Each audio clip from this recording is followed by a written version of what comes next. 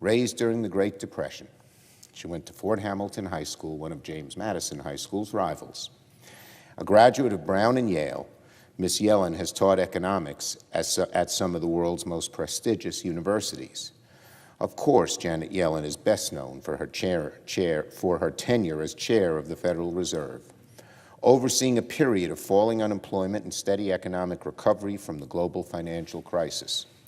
Few people possess the experience and expertise that Ms. Yellen would bring to the Treasury, particularly during this moment of economic crisis.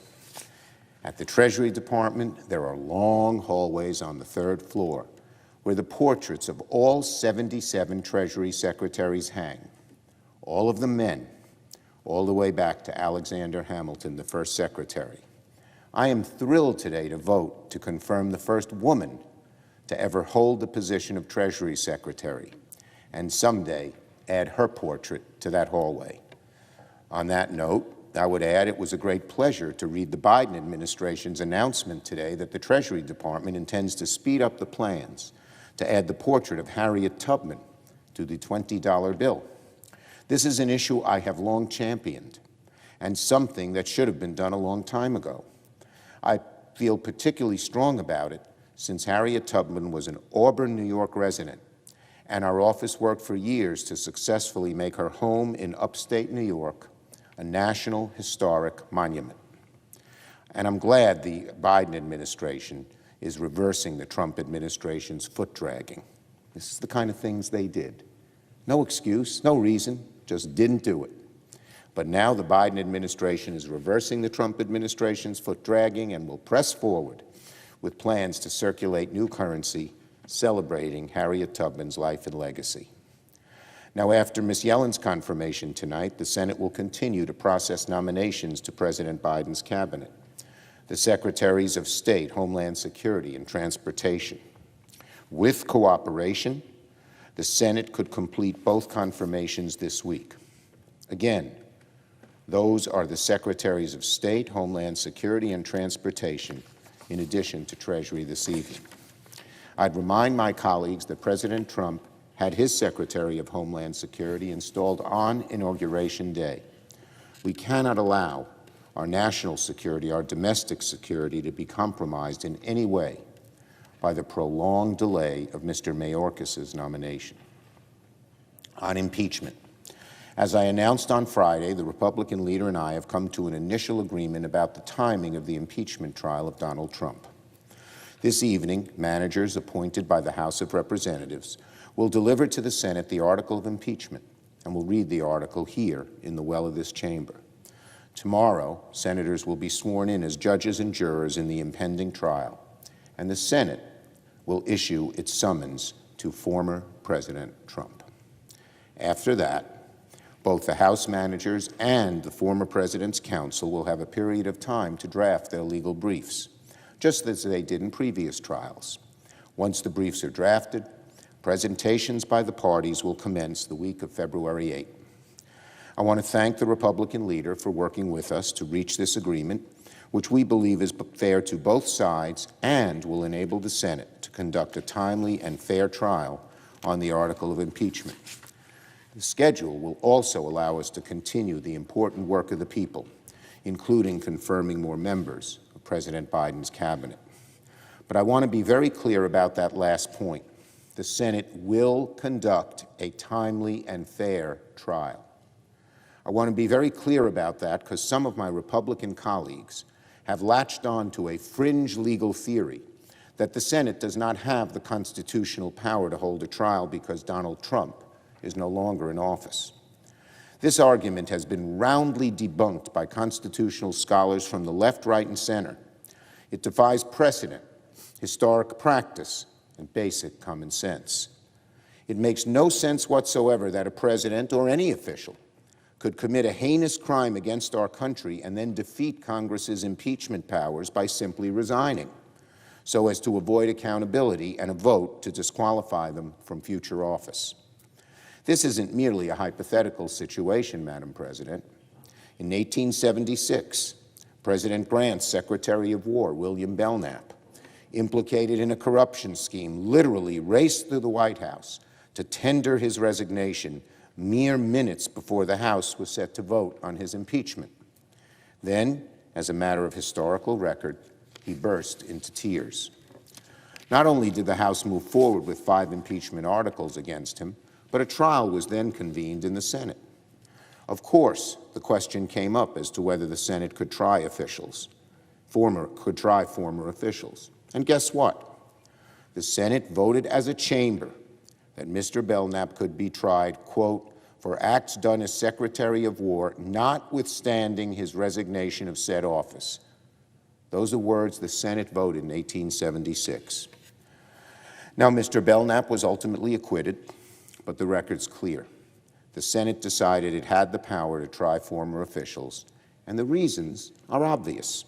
A president or any official could, for example, wait until their final 2 weeks in office to betray their country, knowing they could escape accountability, or merely resign moments before the Senate decides to convict and disqualify them from future office. The theory that the Senate can't try former officials would amount to a constitutional get-out-of-jail-free card for any president who commits an impeachable offense. Now, it's certainly appropriate for the Senate to take the resignation of an official into account. After all, the House decided not to impeach Richard Nixon because, in that sense, Nixon took some responsibilities for his actions. But to state the obvious, President Trump did not resign. He has not demonstrated remorse. He has not even acknowledged his role in the events of January 6th. And he has never disavowed the lies that were fed to the American people by him about who actually won the election. Just to put a final nail into the coffin of this ridiculous theory, I'd remind my colleagues, if a president is convicted on an article of impeachment, the Senate holds a separate vote on whether to bar them from future office. Once a president is convicted of an impeachment charge, they're removed from office. In other words, they become a former official.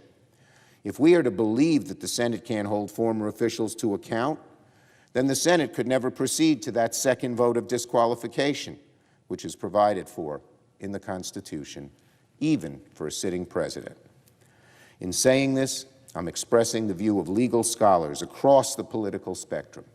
Stephen Vladeck, a prominent constitutional expert at the University of Texas, wrote in the New York Times that Donald Trump is, quote, the poster child for why the conviction of an ex-president is not just constitutionally permissible, but necessary. More than 150 legal scholars signed a letter last week forcefully stating that an impeachment trial of a former president is constitutional. Among the signatories, one of the co-founders of the Federalist Society, as well as one of President Reagan's Solicitor Generals, among other prominent conservatives. It is so obviously wrong to suggest that impeaching a president is unconstitutional, that impeaching a former president is unconstitutional. So why are some suggesting it? Well, there seems to be a desire on the political right to avoid passing judgment, one way or the other, on former President Trump and his role in fomenting the despicable attack on the Capitol January 6. There seems to be some hope that Republicans could oppose the former president's impeachment on process grounds rather than grappling with his actual awful conduct. Let me be very clear. This is not going to fly. The trial is going to happen. It is certainly and clearly constitutional. And if the former president is convicted, there will be a vote to disqualify him from future office. There is only one question at stake, only one question that senators of both parties will have to answer before God and their own conscience. Is former President Trump guilty of inciting an insurrection against the United States? I yield the floor.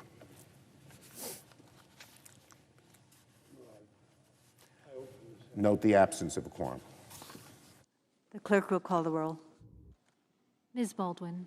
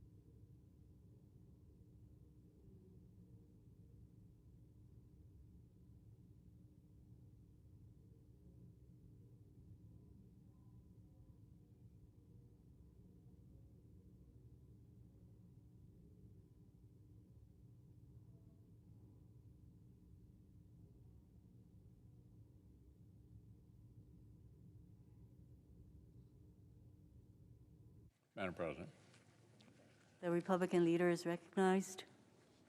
ask consent that further proceedings on the quorum call be dispensed with. Without objection. Madam President, our nation has spent nearly a year locked in this terrible battle with COVID-19. This virus that spread from China around the world has taken more than 400,000 American lives. It's effectively cost many children an entire school year.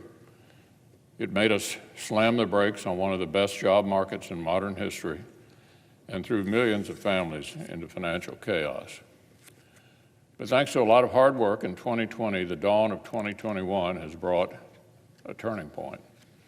The genius of science and the support of Operation Warp Speed produced vaccines in record time. And in December, after months of delay, Democrats finally let Congress move ahead with another major rescue package. The light at the end of the tunnel is getting closer, and both Republicans and Democrats want to continue working together to accelerate victory. Curiously, the President's candidate to run the Department of Health and Human Services is the famously partisan Attorney General of California. His recent experience in health policy seems largely limited to promoting abortion on demand and suing groups like the Little Sisters of the Poor who dare to live out their religious convictions. In an interview just yesterday, Mr. Becerra compared the current state of vaccinations inherited by the Biden administration to an airplane in a nosedive, a disaster. He contrasted the status quo with the new administration's stated goal of 1 million vaccinations per day, which he called, quote, ambitious. There's a problem here. Even the press has repeatedly pointed it out. It's that our nation is already meeting that very pace. Already meeting the very pace. That's not a big new goal. It's exactly what they inherited from the Trump administration and Operation Warp Speed. Inauguration Day, Thursday, and Friday each topped 1 million vaccinations. As of today, we're averaging 1.16 million shots per day over the last week. They're claiming the exact same number can either be a total catastrophe or a smashing success. I guess depends on whether Democrats are in power. So much for science without politics. Here's how the Washington Post put it. The accelerating speed of the vaccine program undercuts assertions by some Biden advisors that they were left no plan by the Trump administration and suggests that they need only to keep their feet on the pedal to clear the bar they set for themselves, end quote. Yesterday, Mr. Becerra was asked about increasing vaccinations in the month ahead. Here's what he said. I first have to be sworn in to give you a timeline. Perhaps that's like the time the Speaker of the House famously said she has to pass a bill before the public could learn what was in it. The new administration campaigned heavily on having a new master plan to fight the pandemic. Well, now they're in office. President Biden has said, quote, there's nothing we can do to change the trajectory of the pandemic in the next several months. And his administration is apparently content to maintain the same vaccine pace they actually inherited. Let's talk about Congress' role in pandemic relief. Our Democratic colleagues spent last summer and fall using the legislative filibuster to delay the next rescue package until after the election. Now, that would be the same tool that some Senate Democrats now suddenly say they oppose, as if they hadn't leaned on it liberally over the last 6 years. But finally, last month, they let us act. We passed another package totaling nearly $900 billion in urgent relief.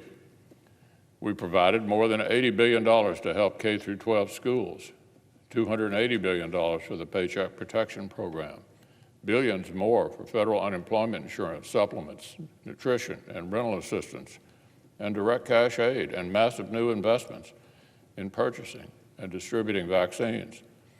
Some of that money has already gone out the door. Other portions are still unspent. A massive, historic, almost $1 trillion package that was passed into law just 5 weeks ago. Since last March, Washington, D.C. has spent an historic amount of money standing up one of the most enormous policy responses by any government to any emergency that the world has ever seen. Nobody thinks the support has been perfect, far from it, but it has been historic and strong.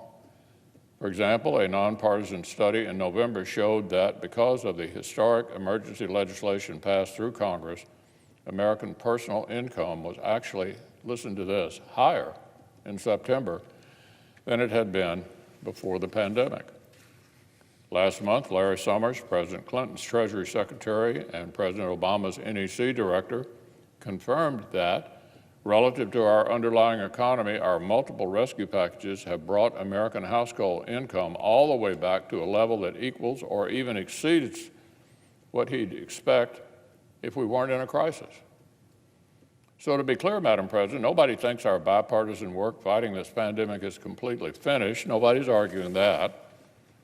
And we all understand that overall national statistics do not explain away the terrible struggles facing many families. But experts and economists from the left to the right agree. Any further action should be smart and targeted, not just an imprecise deluge of borrowed money that would direct huge sums toward those who don't need it. That's why the new administration's first draft of their sprawling proposal misses the mark, and press reports make clear this is not just a Republican view.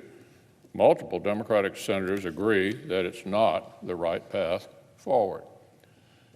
So as the $900 billion package from 5 weeks ago continues to come online, and as remaining needs continue to come into focus, Republicans will be ready and eager to continue bipartisan discussions about smart steps forward for the American people. Bipartisan action helped our nation endure the last year. Bipartisan action helped us turn the corner, and it will be smart bipartisan actions that help us finish the fight. Now, on a related matter, this afternoon, the Senate will confirm Dr. Janet Yellen, the former chair of the Federal Reserve, to serve as President Biden's Secretary of the Treasury.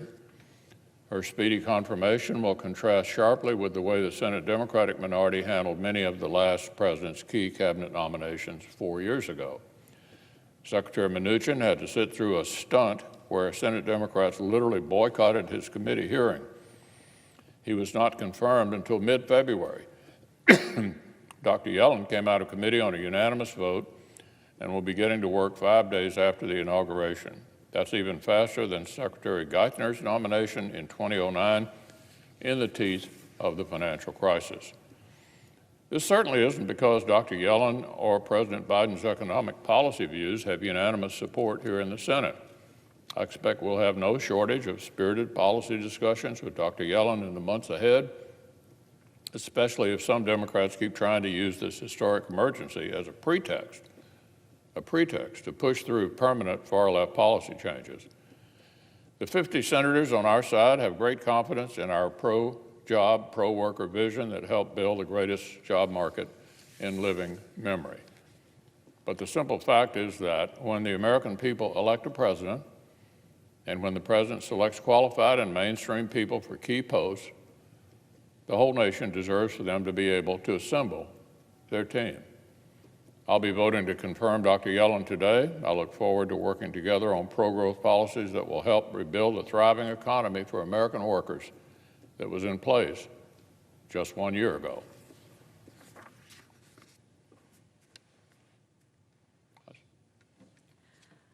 Under the previous order, the leadership time is reserved. Morning business is closed. Under the previous order, the Senate will proceed to executive session to consider the following nomination, which the clerk will report. Nomination, Department of the Treasury, Janet Louise Yellen of California to be Secretary. Under the previous order, the time until 5:30 will be equally divided between the two leaders or their designees. Republican leader? The clerk will call the roll. Ms. Baldwin.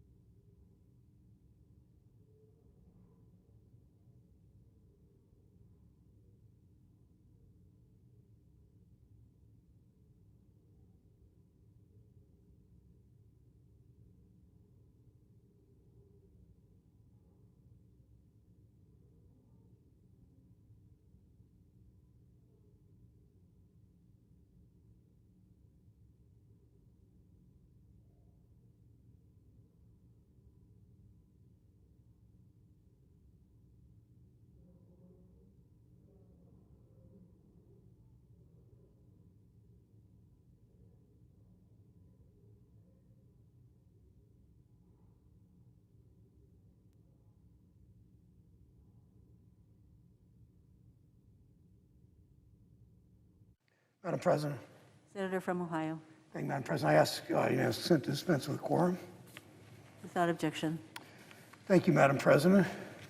Good to see the senator from Hawaii as the presiding officer. I rise today to honor workers in this building, something that Senator Hirono does every day of her life in this job, to honor workers in this building who are too often overlooked, but whose work is essential to the functioning of our government, our Capitol custodial staff. In the days after the January 6th insurrection, when domestic terrorists stormed this building, we rightly honored Capitol Police Officer Eugene Goodman and many other Capitol Police officers who put their lives on the line to protect all of us, to protect our democratic process, essentially to protect our democracy. Last week, I joined a bipartisan group of colleagues in introducing legislation to award Officer Goodman the Congressional Gold Medal. He and others may well have saved our lives and protected our democracy. They did it without the support they needed from their leadership. They did it without the support from the Trump White House on down. But those officers aren't the only ones who deserve our honor and our gratitude. They are not the only ones who put their lives on the line serving our country on January 6th or over the past year during this pandemic. Every day, Capitol custodial staff do their jobs with skill and dedication and dignity. They show up for work during this pandemic, even when many in this building didn't take it seriously and put those workers' health at risk by not wearing masks. Capitol custodial workers were here January 6th doing their jobs when white supremacists stormed this building, barging into this chamber, acting as though no one could ever possibly hold them accountable because the president was on their side. They thought they were invulnerable. And when their rampage was over, it was largely the black and brown custodians who were left to restore dignity and respect to the Capitol. Their work allowed us to continue hours that night certifying the electoral votes, securing our democracy, the election in our democracy. Many Americans were so moved to see those workers still doing their job. That's what service looks like. That's what love of country looks like. That's what the dignity of work is all about. Unfortunately, it tells you a whole lot about the problems that have been allowed to fester for too long in this country. White supremacists make a mess. Black workers clean it up. We have a lot of work to do to fix that, to ensure that hard work pays off for all workers in this country. We simply don't value and respect all work the way we should. I think of the words of Dr. King, who, as you know, died fighting for workers, sanitation workers in Memphis. He said, "If a man is called to be a street sweeper, he should sweep streets even as Michelangelo painted, or Beethoven composed music, or Shakespeare wrote poetry. He should sweep streets so well that all the hosts of heaven and earth will pause to say, 'Here lived a great street sweeper who did his job well.'" Dr. King said, "No work is insignificant. All labor that uplifts humanity has dignity and importance. No work is insignificant. All labor has dignity." We ought to treat it that way, starting with honoring these workers. In the days after January 6th, pictures of Capitol workers cleaning up after these terrorists were reported on the news, captured by dedicated journalists who also risked their lives to do their jobs that day. These photos struck a chord with so many people. Americans began writing thank you letters, sending them to the architect of the Capitol to pass on to custodial staff, to police officers, and to others. Many of these workers are represented by ASME Local 626, which gives workers a voice on the job, is also working on ways to honor its members. Members of Congress should do the same. In the coming weeks, I'll be introducing a Senate resolution to recognize the Capitol custodial staff for their bravery and their service to our country on January 6th. I hope my colleagues will join me, all of them, not as Republicans or Democrats, but as members of this body, as Americans all. This Capitol is the people's house. The insurrectionists ransacked it. The Capitol custodians picked up the pieces. They deserve our eternal gratitude. To all the Capitol custodians who come to work in this building each day to ensure our democracy functions, thank you, thank you, thank you. Madam President, I ask that the following be put a different place in the record.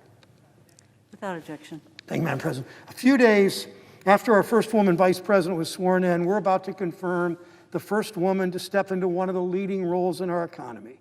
Janet Yellen made history when she served as chair of the Federal Reserve. She's about to make history again as Secretary of the Treasury. She'll be the first person to ever have held all three of the top positions in our economy: chair of the Council of Economic Advisors, chair of the Federal Reserve, Secretary of the Treasury. And now more than ever, we need her leadership, her vision, her appreciation for what makes this country work. As Fed chair and as a labor economist, Janet Yellen made it clear she understands what drives our economy. It's not the stock market, it's not Wall Street, it's people, it's workers. Janet Yellen knows our economy is built by Americans who know the dignity of a hard day's work. Whether you punch a clock or swipe a badge or work for tips or care for children or take care for your parents. I remember in 2015, Chair Yellen came to Cleveland and toured the Alcoa plant, not far from my house. She showed the kind of leadership we need, the kind of leaders President Biden is putting into the top jobs managing our economy. People who will get out of Washington, who will visit every sort of community in the heart of the country, people who act on what they learn from workers in Chillicothe and Springfield, in Youngstown, and Moline, Illinois, where the next presiding officer is coming from. There's a lot more to our economy than a quarterly earnings report. Janet Yellen understands that. She will step into this job at a time when the contrast between the financial health of corporations and workers couldn't be starker.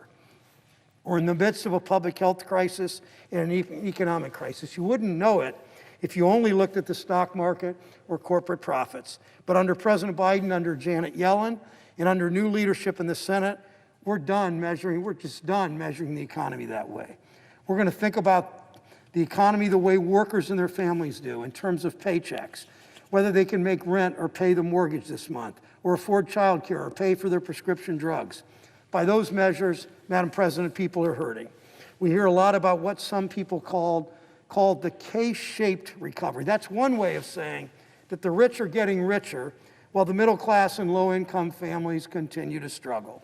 It was a problem before this virus, Madam President. As you know, the pandemic's only made it worse. It's layered on top of systemic racism and inequality that have been allowed to fester for too long. We have a tax code that favors the wealthy, that gives corporations a tax break when they move manufacturing out of East St. Louis or out of East Cleveland overseas. Americans' hard-earned savings are at risk from the financial instability of climate change. China's aggressive, confident, and continues to threaten American jobs. The Internal Revenue Service wastes time and taxpayer money auditing working families, often black and brown families, instead of going after wealthy tax cheats. Wall Street rewards corporations that lay off employees and cut their pay and treat their workers as expendable. Risky behavior in Wall Street, like it did in the last crisis, can devastate communities in Ohio and around the country. I have confidence that Janet Yellen understands these vast challenges, that she'll get to work immediately to take them on to create a better, more prosperous, more stable economy centered on the dignity of work. She knows we can build new, cleaner infrastructure that puts people to work at good-paying union jobs. We can invest in the country, including the small towns and industrial cities of Southeast Ohio and Southern Illinois, and the black and brown communities in our cities that too often get left behind. We can make it easier for people to afford housing and transportation and childcare. We can treat a tax code that rewards work instead of wealth, starting with the dramatic expansion of the child tax credit and the earned income tax credit. We can give people more power over their lives and their own money with options like monthly distribution of the child tax credit and no-fee bank accounts. That's the vision Janet Yellen and Joe Biden and Senate Democrats are committed to, one where the middle class is growing and everyone has the opportunity to join it. Janet Yellen has the experience, the talent, and the commitment to service to deliver results. She's the right person for these tumultuous times. She will rise to meet this moment to help our country build back better. I ask my colleagues to support Janet Yellen for Secretary of the Treasury. I note the absence of a quorum. The clerk will call the roll. Mr. Alexander, Ms. Baldwin,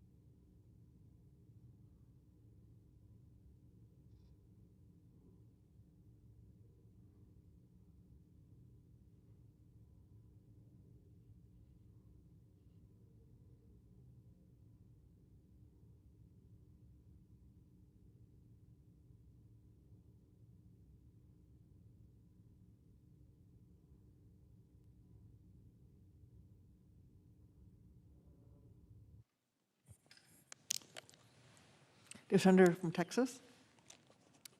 Madam President, I'd ask unanimous consent that the quorum call be dispensed with. Without objection. Madam President, last week, the country and the world watched as our nation carried out one of its most sacred traditions, the peaceful transfer of power, which is the hallmark of American democracy and has defined our country since its earliest days. Between the pandemic and heightened security concerns, this inauguration looked far different than those of former presidents. But the will of the people was carried out just as it has been following every presidential election throughout our nation's history. President Biden, in his inaugural address, stressed the importance of unifying our country. I agree, and I hope the President and our Democratic colleagues in Congress lead by example. Our first order of business has been to fill critical positions throughout the federal government, and the Senate's already confirmed both the Director of National Intelligence and the Secretary of Defense, both of whom I supported. This afternoon, we'll vote on the confirmation of Janet Yellen to be Treasury Secretary, who I intend to vote for as well. And there's a slate of other important positions that need to be filled in the coming days and weeks.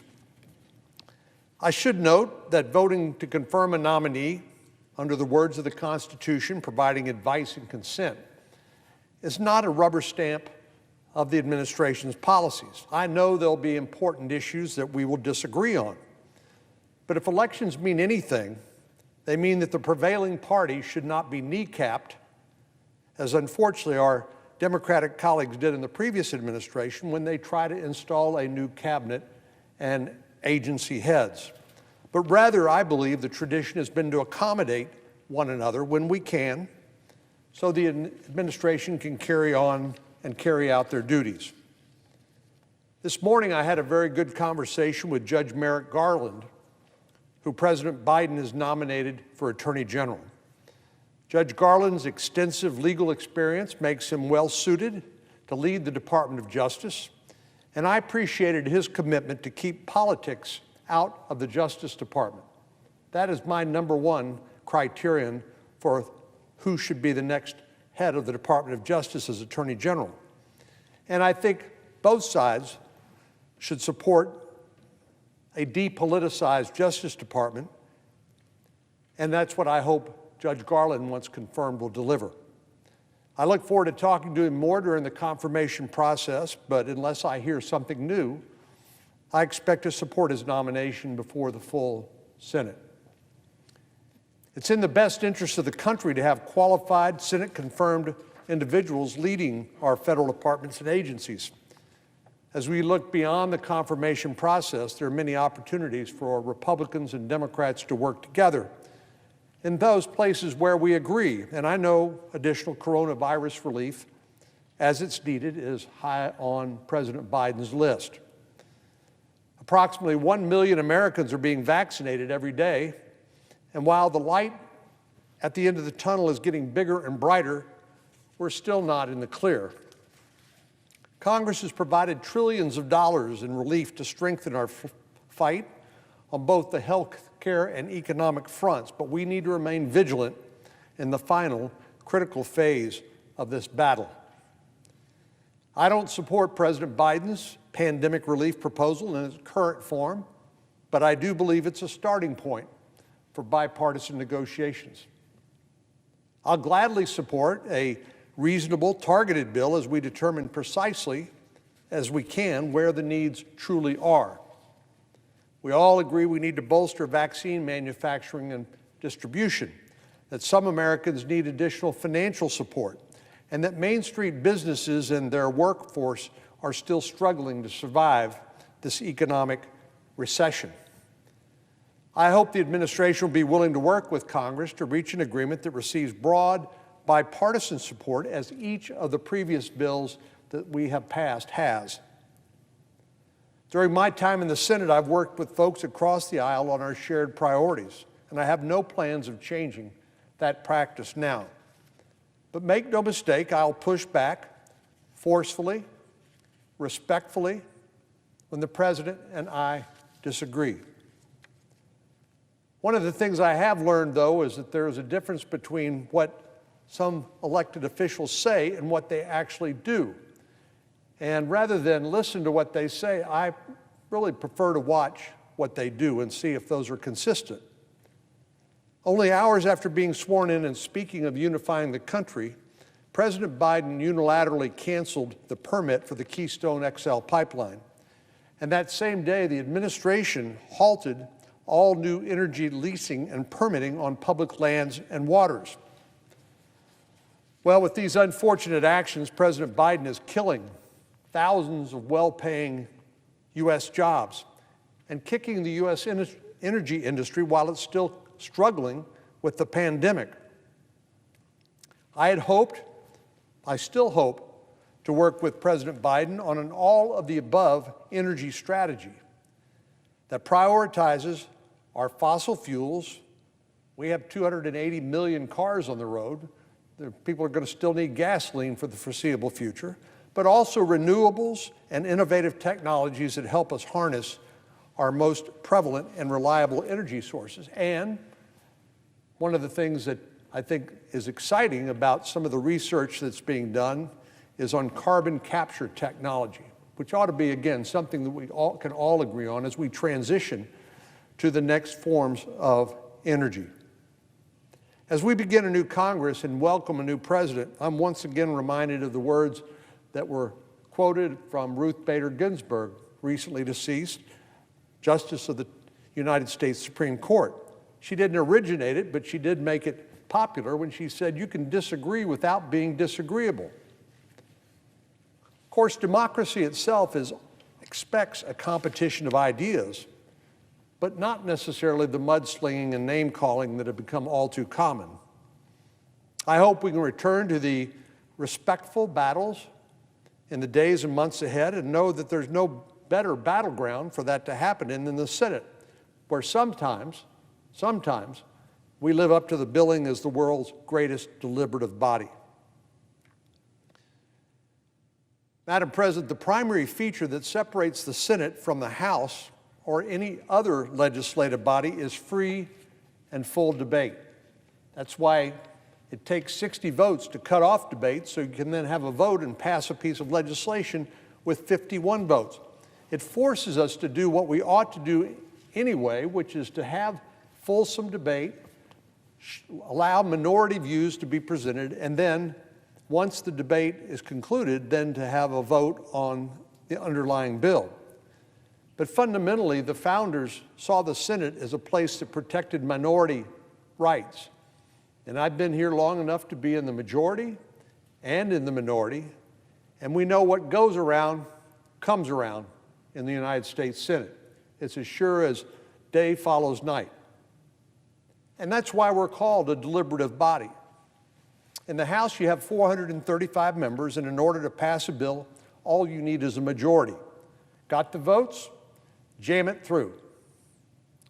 But there has to be some place, somewhere, in a nation of 330 million souls where competing ideas can be seriously debated. And that's why our founders created the United States Senate. George Washington was famously said to have told Thomas Jefferson that the Senate was meant to be a saucer to cool House legislation, like a saucer was used to cool hot tea. Well, if partisan bills are the hot tea, then the Senate cloture requirements are the saucer. Rather than a simple majority, here in the Senate, you have to get 60 out of 100 senators to support a bill in order for it to advance. I know we all would love to see each of our ideas passed into law without any delay or extended debate, but that's not the way the Senate is supposed to work. It forces us to do what we ought to want to do anyway, which is to do the hard work of bipartisan negotiation and compromise. Come up with an 80-20 solution that can leave the 20% you don't agree on for another day and another battle, but to pass into law and make progress on behalf of the American people with the 80% we can't agree on. Well, neither party has had a filibuster-proof majority since the late 70s. And as a result, senators from red states and blue states have had to work together, as they should, to reach agreements on nearly every piece of legislation that has moved through this chamber in the last 4 decades. The only real exception is the budget reconciliation process, which by the rules can be done with 51 votes. But otherwise, in the main, 60 votes, a bipartisan majority is required in order to move legislation. When bills require bipartisan support in order to pass, they're more durable. The fact is, if you pass a partisan piece of legislation, the next time the majority flips, they can undo it. Well, I think it's useful in terms of our comedy, in terms of our relationships, in terms of our ability to get things done for the American people, to try to figure out how to do things on a bipartisan basis. And while I know bipartisanship isn't necessarily popular with the political bases of either party, it's critical to our democracy. Unfortunately, some of our colleagues on the other side have expressed an interest in using their newly gained powers in the majority to blow up the filibuster and to shatter that important cooling saucer. Make no mistake, that would do irreparable harm to this institution and inflict serious damage on our democracy. Without the 60-vote cloture requirement, both chambers would be majority rule institutions with a steady flow of partisan legislation moving through Congress.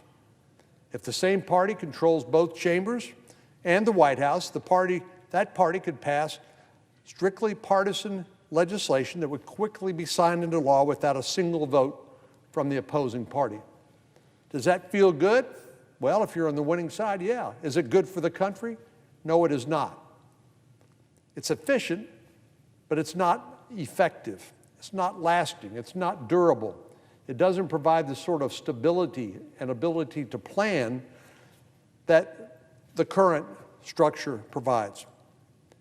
Well, all the reasons I've given for not doing away with the Senate cloture requirement is the reason no majority has ever tried to blow it up before. During the past 4 administrations, the Trump, Obama, Bush, and Clinton administration, there was a period of time when the president's party controlled both chambers of Congress. If you go further back in history, you'll find dozens of examples.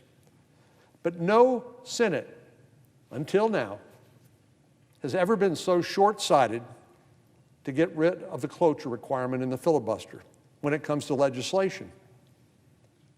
If Democrats carried out their threat to do that today, they'd clear the path to pass a radical agenda that would fundamentally reshape our country without a single Republican vote.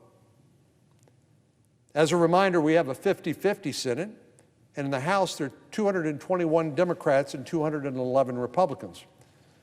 In all of Congress, there are 10 more Democrats than Republicans out of 535 members of Congress. That's far from a progressive or a radical mandate. As I said, elections happen, majorities change, presidents come and go, as do United States senators. In 2 years, Republicans could win the majority in either or both chambers. In 4, a Republican could win the White House as well. If we were to do away with this restraint on snap decisions and partisan legislation, what would the succeeding Republican administration likely do? It would simply undo everything that had been done on a partisan basis. Well, would our Democratic colleagues support a rule change to blow up the filibuster when Republicans control both houses and the White House? Would they believe the Senate minority should be silenced, as they believe now? As I say, what goes around comes around, and the shoe is always on the other foot eventually. The good news is we don't have to wonder what the answer would be because we already know it. In 2017, the Republican-led Senate, House, and White House, when we held both houses and the White House, there was fear by some folks across the aisle, actually both sides of the aisle, that the filibuster would be eliminated in order to clear the path for a Republican agenda. That was when 61 senators, a filibuster-proof majority, wrote a bipartisan letter to then Majority Leader McConnell and Democratic leader Schumer, urging them to protect the filibuster of 61 senators. Among the co-signers were 27 current Democratic senators. One of the signatures on this bipartisan letter is that of our newly sworn-in Vice President, Kamala Harris.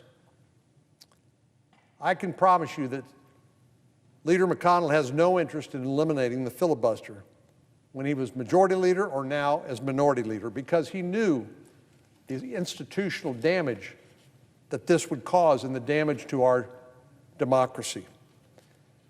Unfortunately, Leader Schumer refuses to acknowledge that most basic fact. The two-party leaders are now in the process of negotiating an organizing resolution on how this new reality of a 50-50 Senate will operate. Fortunately, there's a modern precedent for how this has been done, and the two leaders have shared an interest in emulating the 2001 agreement negotiated by Tom Daschle and Trent Lott. But because of the newfound obsession of some on the left with uprooting the cornerstone of the Senate, Leader McConnell has asked for assurances from Leader Schumer that the filibuster and the cloture requirement will remain intact. After all, it's not unreasonable to ask your negotiating partner to commit to not breaking the rules, which is all Senator McConnell is asking for. Senator Schumer has derided that request, calling it extraneous and saying it falls outside the bounds of the 2001 organizing resolution. But I'd like to remind our colleagues that in 2001, the majority party was not threatening to blow up the Senate rules to advance a partisan agenda. That's why it wasn't the subject explicitly of that negotiating organizing resolution. There was no need to ask for assurances on the protection of the filibuster because it wasn't even a question to be answered. Our Democratic colleagues have relied on the filibuster while Republicans have held the majority. I can think of time after time after time we've tried to pass more COVID-19 relief bills that our Democratic colleagues felt was inadequate. And time after time after time, they used the filibuster to prevent passage of that bill, which was their right. I think a mistake, a decision I disagree with, but within their rights under the Senate rules. Republicans have also relied on the filibuster while Democrats have held the majority.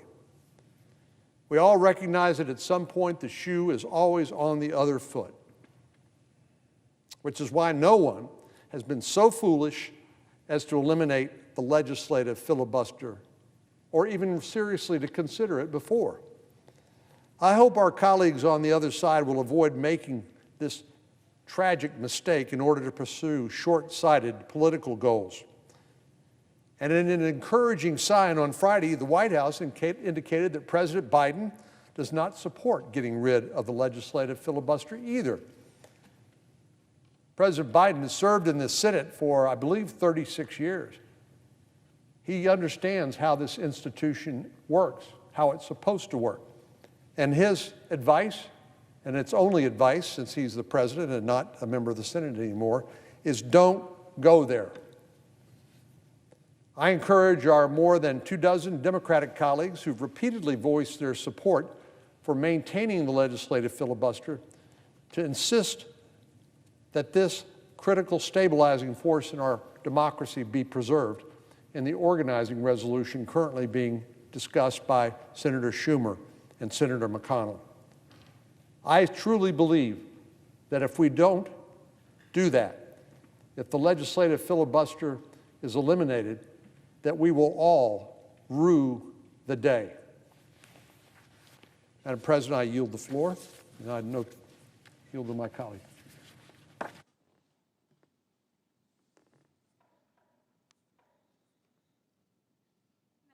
President. The senator from Tennessee. Thank you, Madam President. I tell you, I'm going to follow right along with the comments that my colleague from Texas has made, because in Tennessee, whether someone's a Republican or a Libertarian or an Independent or a Democrat, they have very high expectations of what this Congress is going to be able to accomplish, and they also have high expectations for this administration. What they are doing is looking there and they're saying politics and politicians are not what this is all about. They don't necessarily matter. Policies matter. And as my colleague is saying, maintaining the filibuster rule in the Senate, allowing robust, respectful debate so that we arrive at a sense of compromise and we do what is best for the American people. And today I was talking with one of our Tennesseans, and they were talking about it doesn't matter what's being said on social media, on Twitter or Facebook or Parler or any of the social media platforms, that when you strip it all away, good policy is good people. And that is what matters. Good policy is good policy. It is good for the people. And that is where the emphasis should be. So when I say they have high expectations, I don't only mean that they want good policies. They want this to focus on them. They want it to focus on their concerns, their communities, their schools, their right to feel secure, their right to enjoy free speech, their right to pursue their happiness, their American dream, their right to celebrate and protect life. It's about them, not politicians, not politics. It's about the American people. From their perspective, we can spend hours debating the budget or immigration reform or data privacy, which I'll talk more about later this week, as long as at the end of the day, whatever compromise we reach not only meets their needs, but recognizes that the people are the most important part of this entire equation. The people.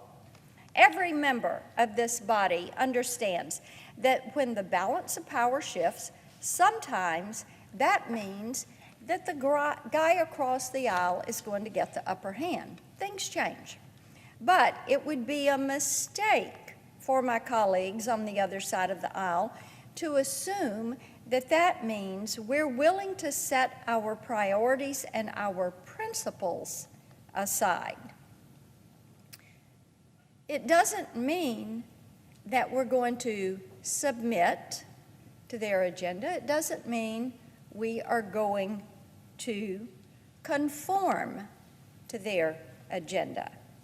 It means we're going to stay true to our principles, represent our states, and work diligently for what is going to be best for the people. We may have had a changing of the guard here in Washington, but it doesn't mean that any of us have set aside the promises that we have made to the people we represent. And that's why I came out so strongly against the Biden administration and the president's executive order that really crushed the jobs and the potential for energy security that came with the building of the Keystone XL Pipeline. This was a project that had achieved bipartisan support.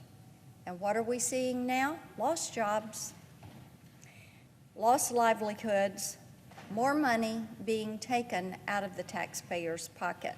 For similar reasons, I came out in opposition to rejoining the Paris Climate Accords and reversing our course on the departure from the World Health Organization. For me, this isn't about politics, it's about the policies this new administration has decided to unilaterally say yes to without consulting Congress, without including the people in the discussion. And just so we're all aware, President Biden said yes to more unilateral policy changes on day one than any president in our nation's history. More than any president in our nation's history. The Biden administration looked at those new policies and decided that the result, achieving that outcome, was worth whatever it would cost the American people to get it. So over the next few weeks, we'll also be examining the president's cabinet picks to get a sense of the trade-off they'll be willing to make. Safety is at the forefront of everyone's mind back home in Tennessee. Not just safety from COVID, but from the bad actors and the foreign adversaries who continue to show us just how far they're willing to go to undermine us on the world stage. Back in Tennessee, we have a saying, when somebody shows you who they really are, you better believe them. And I will tell you that they are paying attention. And I will tell you that they're not very impressed right now with some of this so-called soft talk that they're hearing on proposed policies toward Iran and the communist regime in China. This is why I chose not to support the confirmation of our new Director of National Intelligence, Avril Haines. I also had some pretty tough questions to ask Secretary of State nominee Blinken about some of these same issues, dealing with Iran, dealing with China.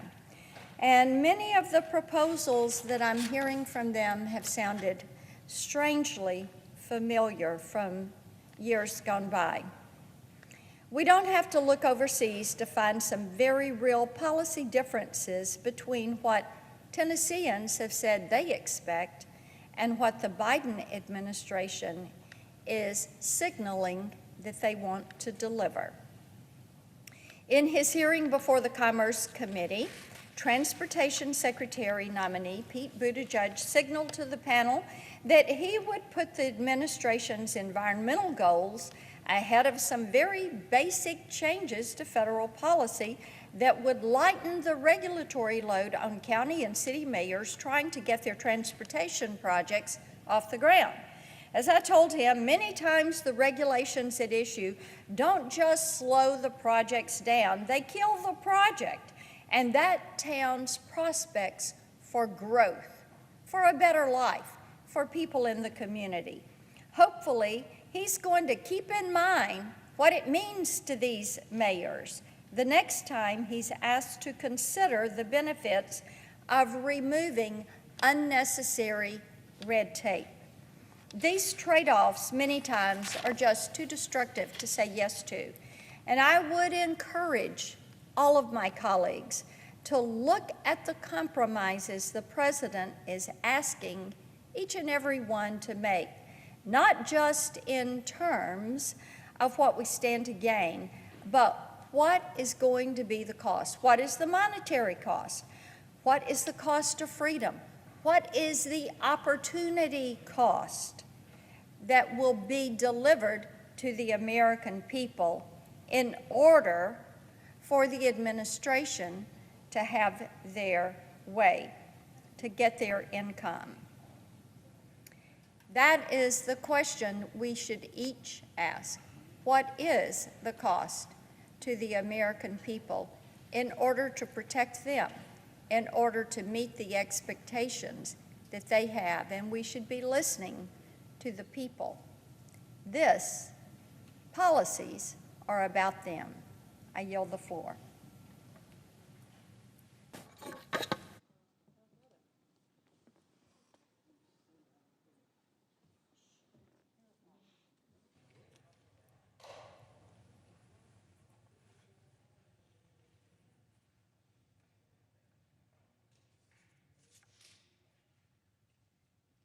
Madam President.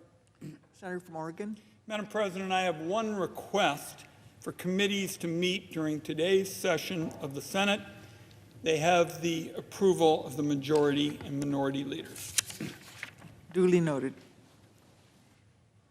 Madam President, it is a pleasure tonight to be making the case for Janet Yellen, former chair of the Federal Reserve, to be the next Secretary of Treasury. It is an awfully easy case to make. Chair Janet Yellen deserves to be in the Senate Confirmation Hall of Fame. She has already been confirmed 4 times for key economic positions. Tonight, the Senate can deliver an especially important economic judgment.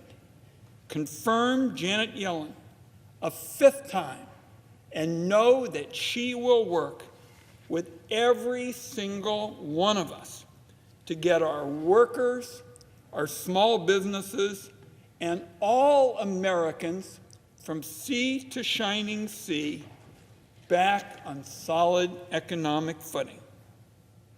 Tonight, I'm going to spend just a few minutes discussing several important matters we learned from Chair Yellen's confirmation hearing. First, Chair Yellen is an exceptional economist who has a rare gift.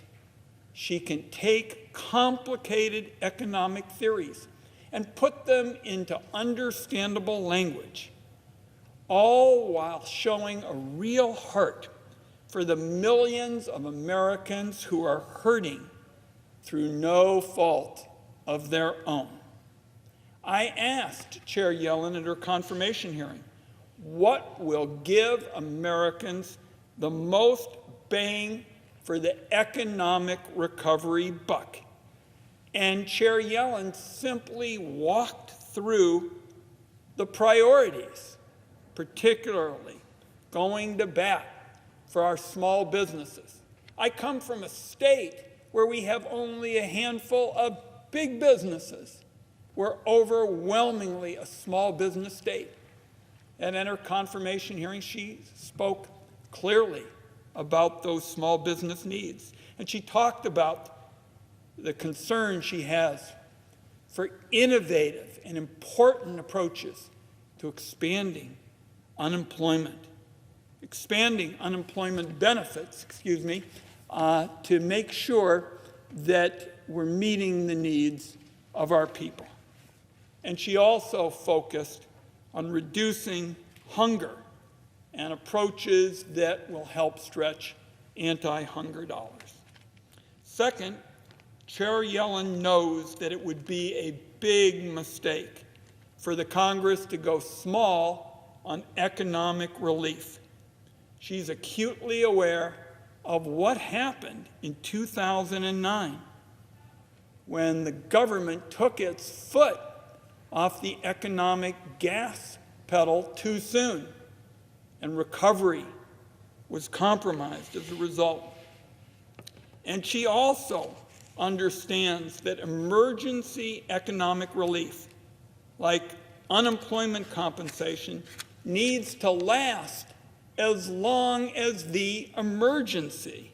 It cannot be tied to arbitrary expiration dates where potential political agendas come before human needs. There's a reason why the Finance Committee approved her nomination unanimously on Friday morning. And I touched on some of those factors, and I'm going to amplify a little bit. For example, nobody deserves more credit than Chair Yellen for the longest economic expansion in American history. It lasted until the pandemic hit. As Federal Reserve Chair, she led an important change to the status quo in economic policy. Previously, there had been too great a focus on inflation and deficits. Chair Yellen said, let's zero in more on unemployment, income, and inequality, and she believed that the economy could run a bit hotter. The record shows that the Yellen approach was right on. Unemployment went down, wages went up, and a lot of people were better off than they were before. That's exactly the kind of thinking America needs again, because confronting the COVID economy is hammering working families in particular. Again, another clear reason why Janet Yellen's the right pick to be the next Treasury Secretary. The most recent economic data shows that 1.4 million people nationwide had filed new claims for unemployment benefits in the last full week of the previous administration. So, it's not hard to figure out what that means. It's an economic catastrophe. It's more than twice the highest figure from any single week in the Great Recession. That means 1.4 million people, so many working families, are suddenly walking on an economic tightrope. Every single day, balancing the food costs against the fuel costs against the rent bill, worried about finding a new job, getting a badly needed shift at work, falling behind on rent or the mortgage, feeding their kids, paying the electric bills, paying medical bills, worried that the recovery is headed in reverse, and worried about whether the Congress will be gridlocked. The country lost 140,000 jobs last month. My home state lost more than 25,000, in part because the Senate, in something that just defied common sense, waited around for the recovery to peter out before passing any more relief. Thousands and thousands of neighborhood restaurants and bars and mom-and-pop businesses have been shuttered. Nearly 11 million workers are out of a job. Another 4 million Americans have fallen out of the labor force entirely since this time last year. Unless the Congress acts boldly and quickly with more relief, the damage from the COVID economic crash will long outlast the pandemic itself. That must not be allowed to happen. The key, of course, is for the Senate to get down to work, and one of the best ways you can do it is to confirm someone who is eminently qualified, Chair Janet Yellen, to be Treasury Secretary. As I touched on, we're looking at working with her on a host of key economic issues. As I've said, as the new chair of the Finance Committee, my first priority will make sure that this Congress does not commit again the mistake of 2009. In 2009, the sense was, well, maybe we're getting there on economic recovery. We'll be able to come back later if maybe we didn't do enough. Well, we all know that a missed opportunity is a missed opportunity. And in 2009, the Congress said, all right, we can take our foot off the gas now. It was too early, and there wasn't any next effort to make up for the damage. I'm committed to making sure that doesn't happen again. And suffice it to say, in 2009, it took 7.5 years for the unemployment rate in Oregon to return to its pre-recession levels. This time around, the Congress has been warned. The warning I'm giving about making sure the Congress doesn't take its foot off the economic relief pedal too soon. It's not the first warning. Chair Powell, for example, made it clear that the biggest danger lies in not doing enough. Increasing relief checks to $2,000 is key. The Congress needs to increase and extend unemployment benefits for the entirety of the COVID crisis. And you do that by, in effect, tying the benefits to the real world, to to economic conditions on the ground. And that's been my proposal for some time. Other colleagues have long advanced similar ideas. It is not a revolutionary proposition to say emergency relief should last as long as the emergency. Simply stated, and not be held up, not be held hostage by the arbitrary political agendas of members of Congress. If you don't do it, dysfunction and gridlock in Congress creates still more havoc for people who've done nothing wrong and just need help. A decade ago, that help went away too quickly because benefits expired arbitrarily and Congress did not keep up with extensions. The Congress needs to do better. And I believe that should include important upgrades as well to unemployment insurance, which was created in the last century. I don't think it's too much to say we at least bring a critical safety net program into the relevant century. Now, sometimes these programs look a little rusty in the modern economy. Sometimes it's because of outright sabotage. But workers suffer, particularly Black and Hispanic workers.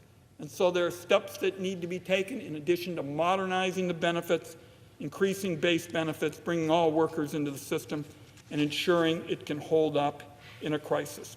Finally, Chair Yellen had some important comments on fixing America's broken tax code. And I will tell you, Madam President, I start with the proposition that a nurse who's treating COVID patients and paying taxes with every single paycheck should not face themselves in a disadvantaged position when compared to billionaires who, in effect, do no such thing and can postpone and postpone and postpone paying their taxes.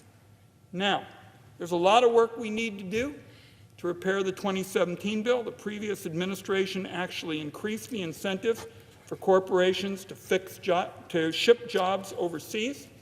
I want to fix that mistake. I want to work with Secretary Yellen on energy policy because so much of it deals with the tax code. And suffice it to say, those are just some of the challenges that Chair Yellen will face when I believe she is confirmed tonight as Treasury Secretary.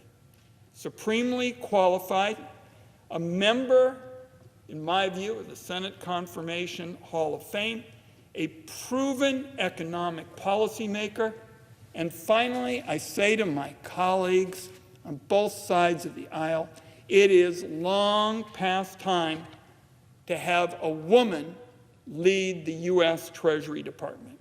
Chair Yellen's got my full support as colleagues come for this vote, and it's a significant economic policy vote.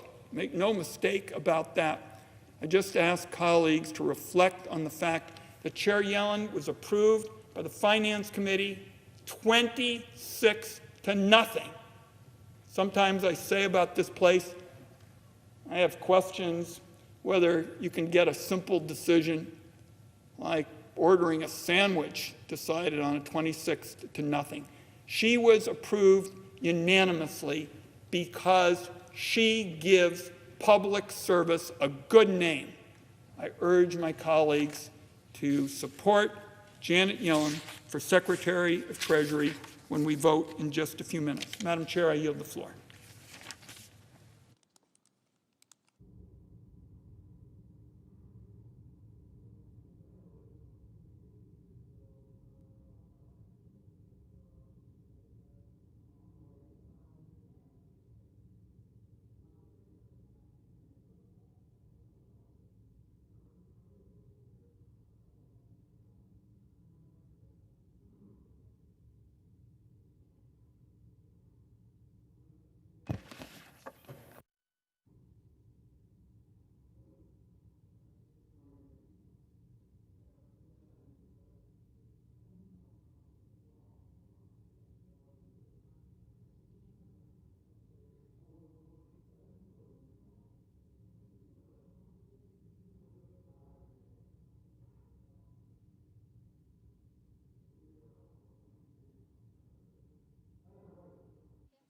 Senator from Kansas. Madam President, thank you. I want to visit this evening on the Senate floor and take this opportunity to recognize a public servant, a leader, our former Secretary of the Army, the Honorable Ryan D. McCarthy. Secretary McCarthy led our nation's Army from September 30, 2019 to January 20, 2021. And during that time, he made it a more modern, agile, and lethal fighting force. We have worked together on a number of projects for Kansans and those who serve or have served on our nation during his tenure as Secretary, Acting Secretary, and Undersecretary of the Army, and I've grown to consider him a good, solid friend. One of my most memorable experiences in the Senate is visiting the 1st Infantry Division, soldiers in Germany and Poland, soldiers that come from Fort Riley, Kansas, with the Secretary, followed by our trip to Afghanistan to meet with troops on the front lines in the global war on terror. Those visits marked the beginning of our friendship, and since then I've appreciated his guidance and his support during his visits to Kansas and our many discussions here in the nation's capital.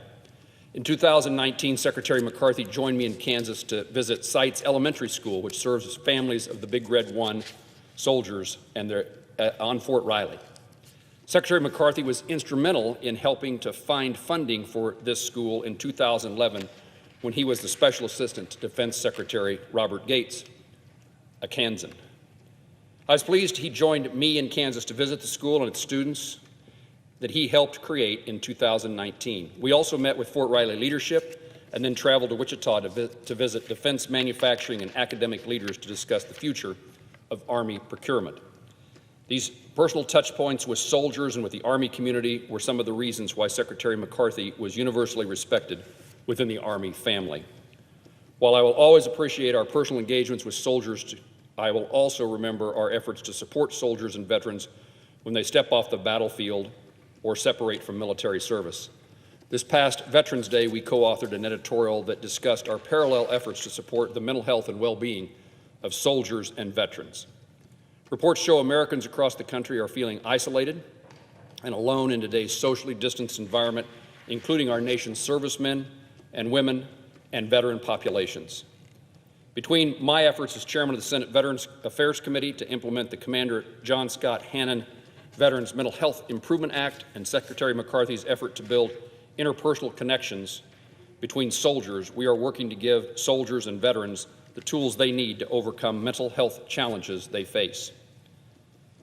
As Secretary McCarthy transitions out of the watchful eye of public life, I rise this evening to express my appreciation for his leadership, his character, and his moral compass. He never let politics or convenience influence his decisions, and that has significantly benefited soldiers, Army civilians, and veterans in Kansas and across the nation. As the chairman and now ranking member of the Senate Veterans Affairs Committee, I will always strive to help veterans find success after service. Secretary McCarthy, I have no doubt that you will find success and happiness after your dedicated service to our country. I wish you and your family, and I thank your family for their support of your public service, but I know that you and your family will find a quality life with purpose and meaning as you enter the next phase. Madam President, I yield the floor.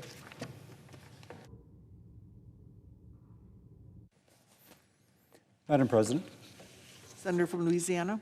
I ask unanimous consent to complete my remarks before the scheduled roll call vote. Without objection. Madam President, I rise today to recognize and thank 3 long-serving aides who have served my office, but more importantly, served our nation proudly, and they are now moving on to the next chapters of their life. First, Chris Gillott. Chris Gillott was my legislative director and for 8 years has been my right-hand person on policy. He never failed to take the ideas we discussed together and craft the actual policy needed to make a meaningful difference in the lives of folks in Louisiana and the lives of all Americans. He was a master at navigating the partisan divide to find areas of consensus upon which we could build to advance real solutions. And as always struck, he's on the first-name basis with the legislative director of and fill in the Democratic senator or the Republican senator's name. You had a sense that in the era before Zoom calls, they would go out and have a beer on a regular basis. And that helped us tremendously. We saw this fully on display recently, as Chris was a central figure in the so-called 908 coalition, which jump-started stalled COVID relief packages. And it wasn't just the relationships between the senators, but again, as I spoke, between the different legislative directors from both parties, all offices. His efforts will also have been central to passing legislation to ban surprise medical billing, a more than 2-year effort that will have a direct and positive impact on the pocketbooks of American families. He was crucial in our effort to make health care more affordable, pass generational tax reform. For every major legislative pursuit, I could rely upon Chris. But many in Louisiana may not know that he's also been a central figure engaged in some of the most pressing issues affecting our state, including offshore energy production, revenue sharing, energy regulation, permitting, the National Flood Insurance Program, and public works related to flood protection, all important to the well-being of our state, the folks who live there, as well as our entire country, and all these were regularly under assault. Chris was a fearless advocate for energy production and for the jobs that energy production creates to not only help meet America's energy needs, but to meet the individual families' financial needs. He has been on the front lines to prevent changes to revenue sharing that would gut the money used in my state for hurricane protection, flood mitigation, and coastal environmental renewal. He has defended the National Flood Insurance Program to ensure that this critical lifeline remains accessible to people across the country and importantly to those in Louisiana. Thank you, Chris, for all that you've done for me and for those of Louisiana. The next person I will speak of is Allison Kapzner. Allison is a Minnesotan. She said she grew up on the upper end of the Mississippi, but she found a home in the lower end of the Mississippi, or at least the office that represented Louisiana. She joined my staff at the beginning of my first Senate term as a scheduler, but through sheer excellence became Deputy Chief of Staff and a close confidant. Trust is so important. I learned I could always trust Allie's judgment and her ability to accomplish anything. She is irreplaceable. She's had an impact on this office, ensuring that we better serve Louisiana, but that impact has meant that we will better serve Louisiana even after her departure. Well, examples.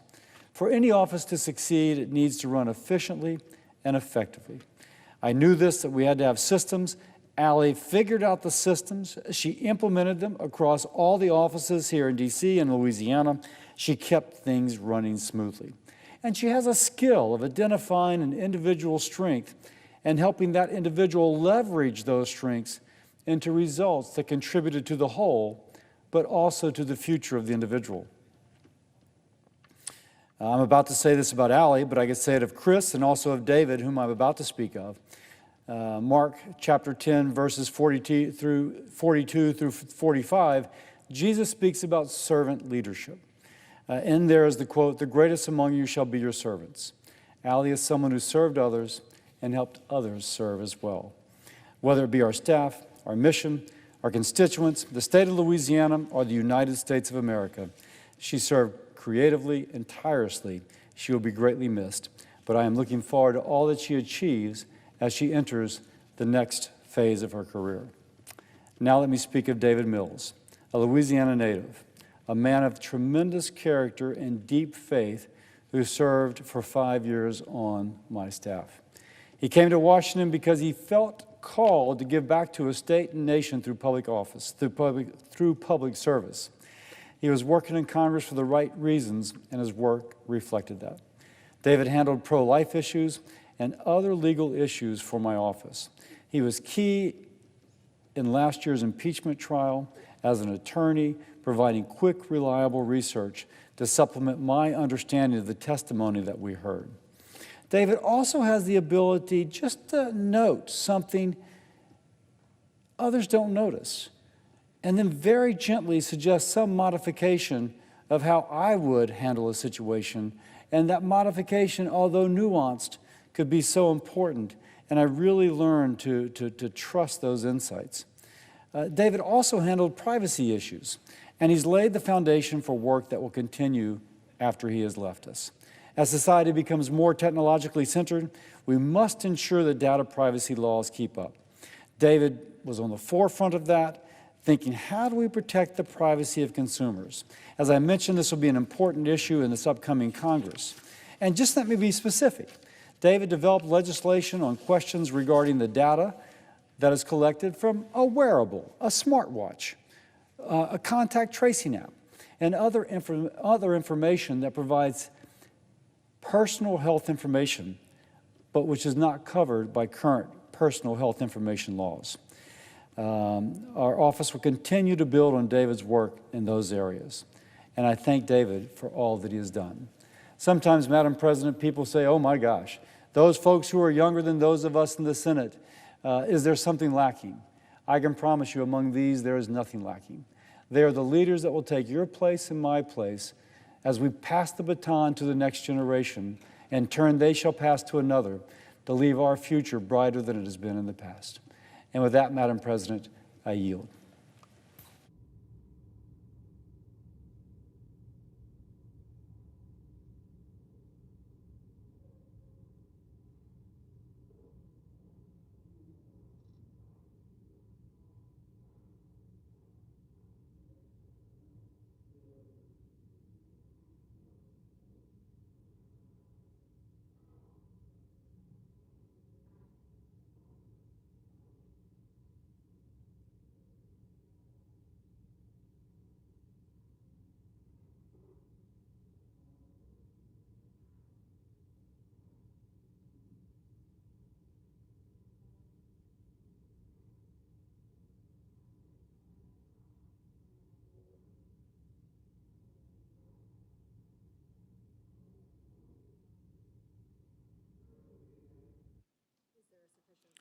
Is there a sufficient second? There appears to be. There appears to be. Question is on the nomination. The yeas and nays are ordered. Clerk will call the roll. Ms. Baldwin, Mr. Barrasso, Mr. Bennett, Mrs. Blackburn, Mr. Blumenthal, Mr. Blunt, Mr. Booker, Mr. Bozeman, Mr. Braun, Mr. Brown, Mr. Burr, Ms. Cantwell.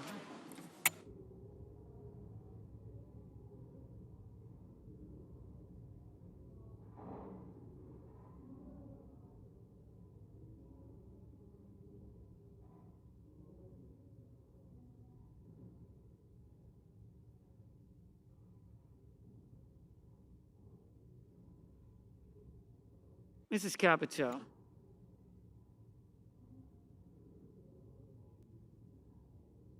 Mr. Cardin.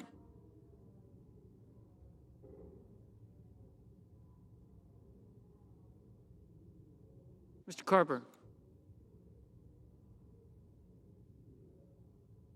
Mr. Casey. Mr. Cassidy.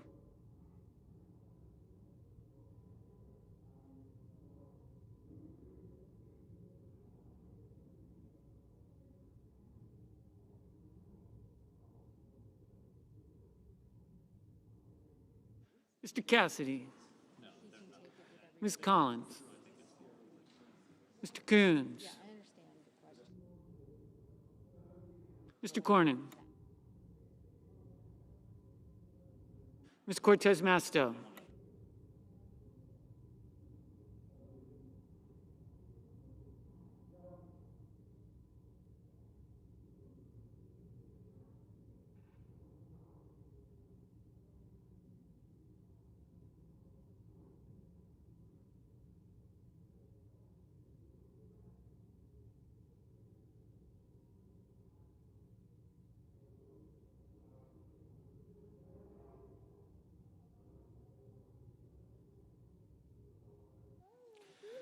Mr. Kramer.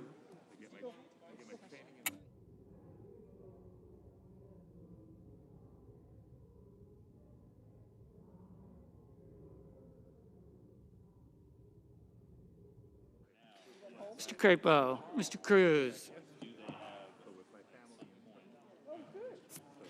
Mr. Daines, Ms. Duckworth, Mr. Durbin, Ms. Ernst, Mrs. Feinstein, Mrs. Fisher, Mrs. Gillibrand, Mr. Graham, Mr. Grassley, Mr. Haggerty, Ms. Hassan, Mr. Hawley,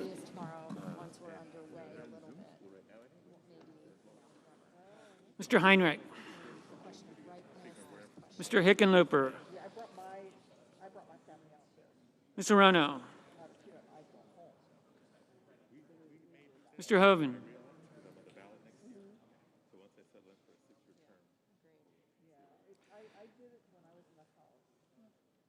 Mrs. Hyde-Smith, Mr. Inhofe, Mr. Johnson,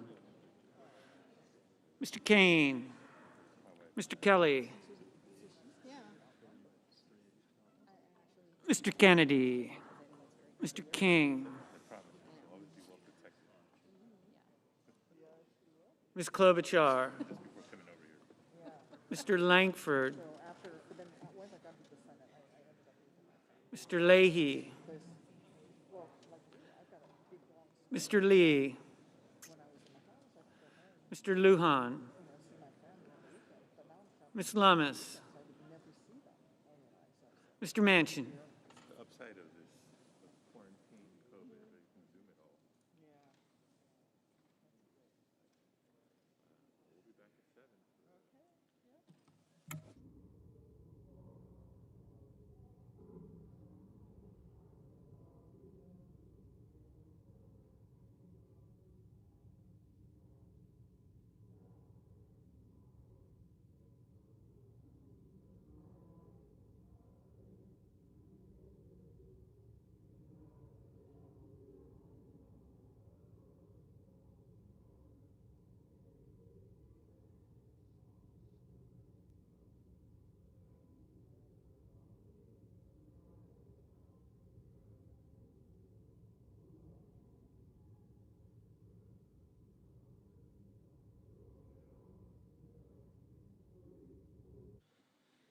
Mr. Manchin, Mr. Markey, Mr. Marshall, Mr. McConnell, Mr. Menendez, Mr. Merkley, Mr. Moran, Ms. Markowski, Mr. Murphy, Mrs. Murray, Mr. Ossoff,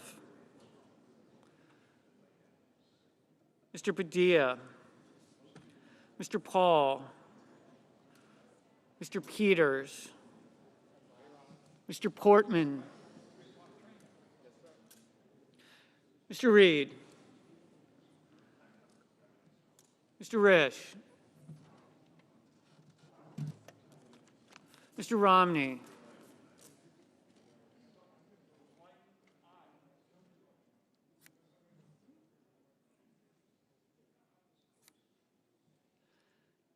Ms. Rosen,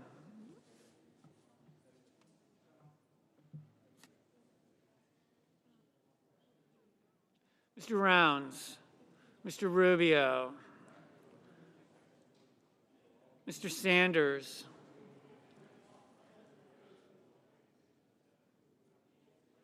Mr. Sass,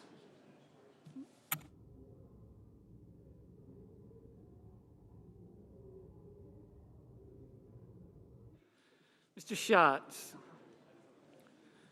Mr. Schumer,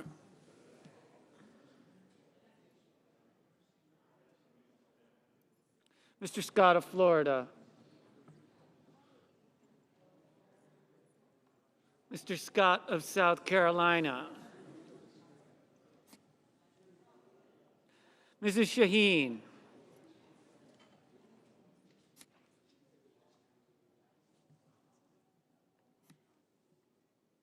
Mr. Shelby, Ms. Sinema, Ms. Smith, Ms. Stabenow, Mr. Sullivan, Mr. Tester, Mr. Thune, Mr. Tillis, Mr. Toomey,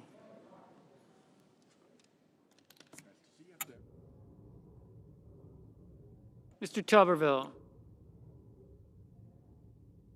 Mr. Van Hollen,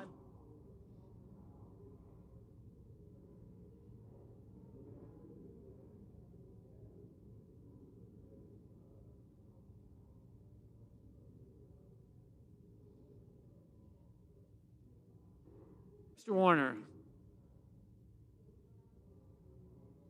Mr. Warnock,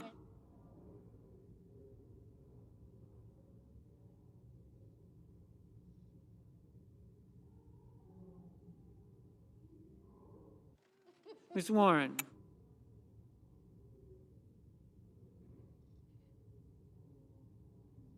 Mr. Whitehouse, Mr. Wicker,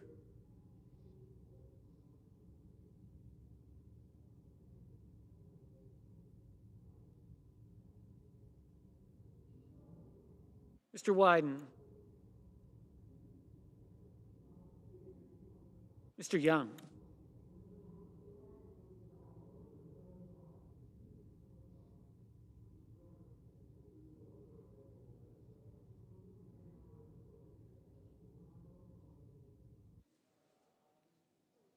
Senators voting in the affirmative: Cantwell, Cardin, Cassidy, Crapo, Duckworth, Feinstein, Hyde-Smith, Inhofe, Johnson, Kane, Kelly, Leahy, Menendez, Merkley, Moran, Padilla, Peters, Rosen, Schatz, Whitehouse, Wyden. Senators voting in the negative: Cotton, Hawley.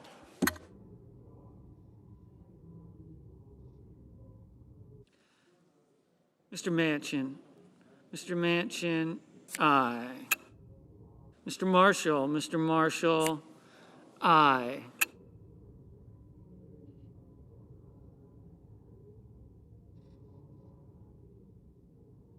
Mrs. Gillibrand, aye.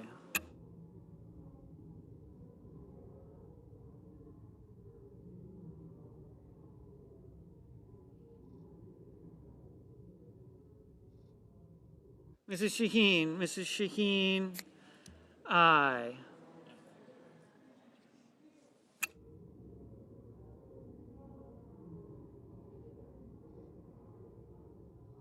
Ms. Lummis, aye.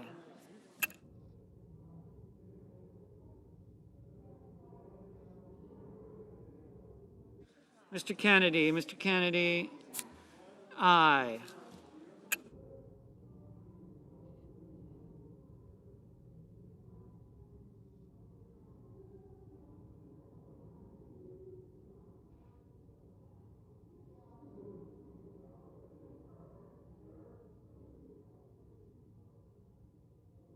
Mr. Brown, aye.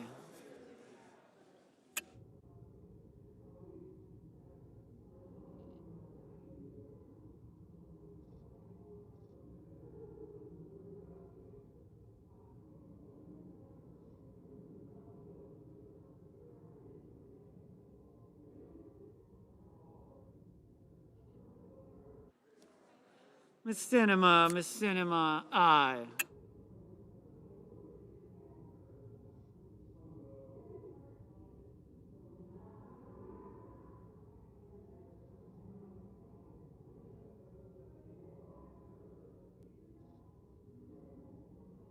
Mr.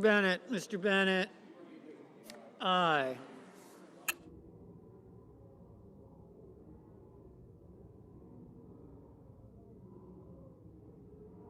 Mrs. Murray, aye. Mr. Romney, aye.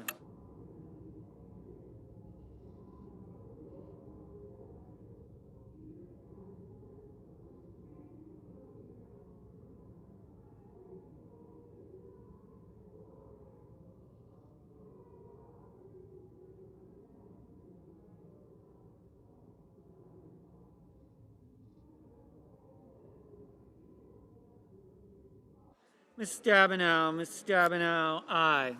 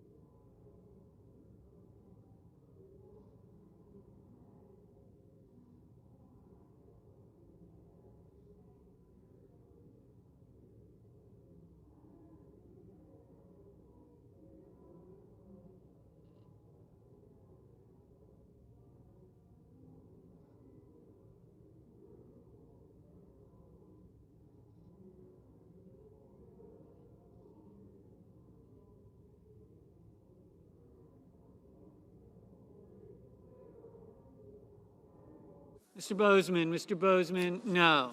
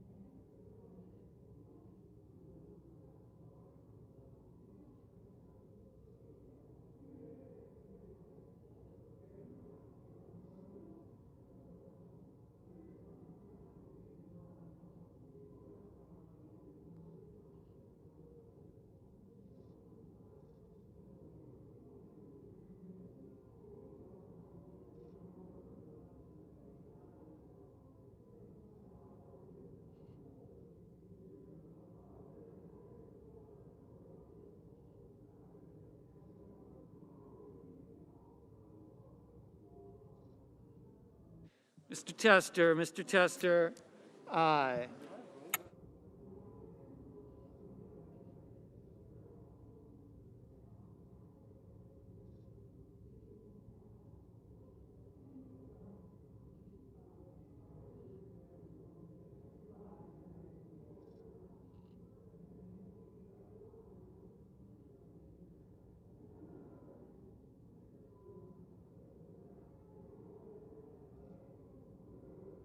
Mr. Carper, aye.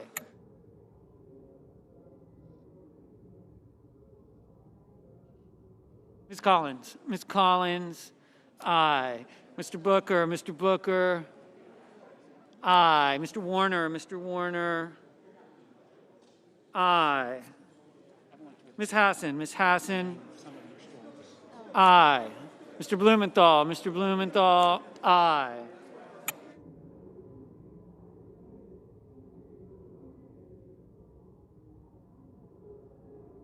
Mr. Paul, no.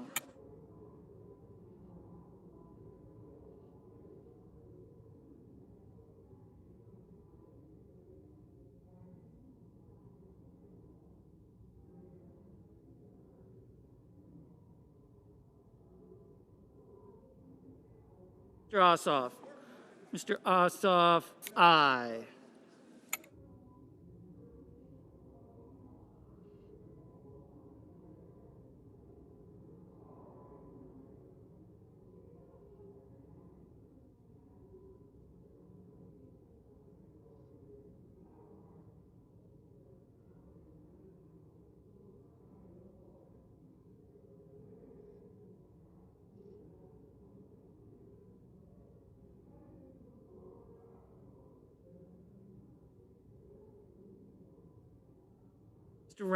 Mr. Rounds, aye.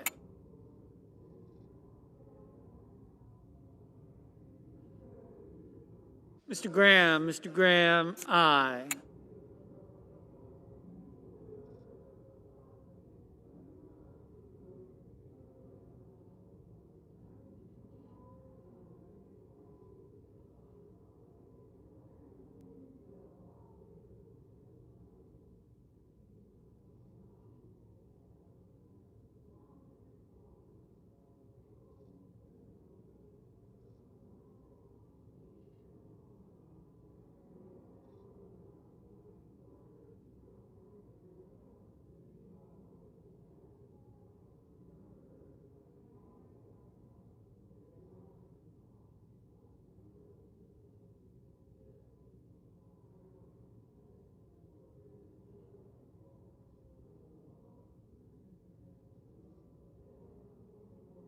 Ms. Arono, aye.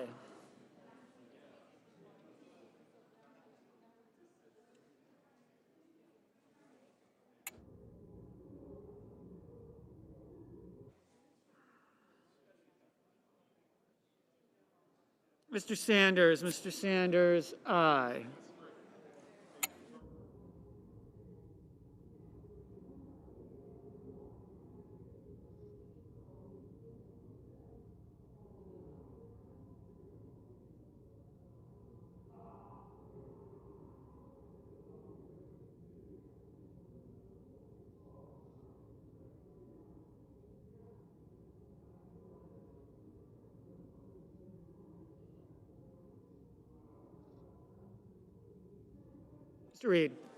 Mr. Reed, aye.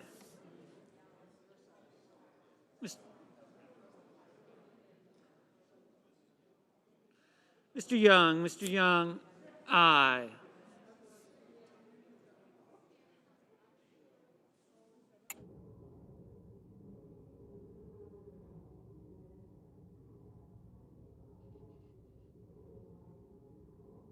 Mr. Hoven, no. Mr. Burr, aye.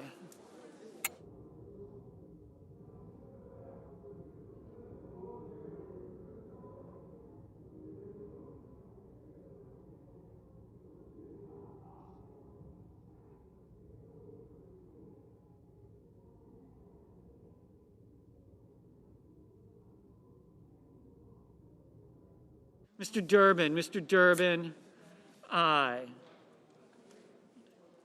Mr. Van Hollen, aye.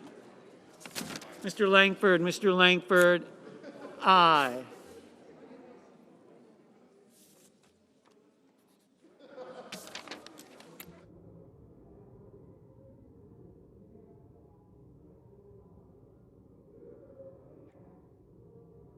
Ms. Cortez Masto, aye.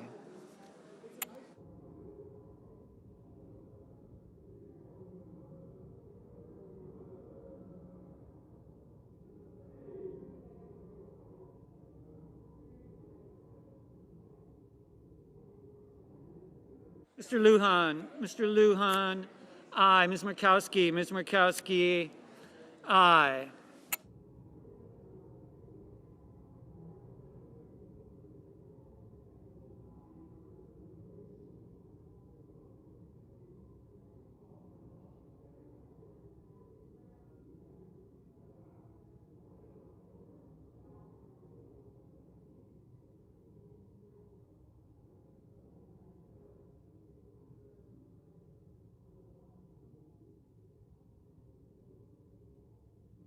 Mr. Tuberville, no.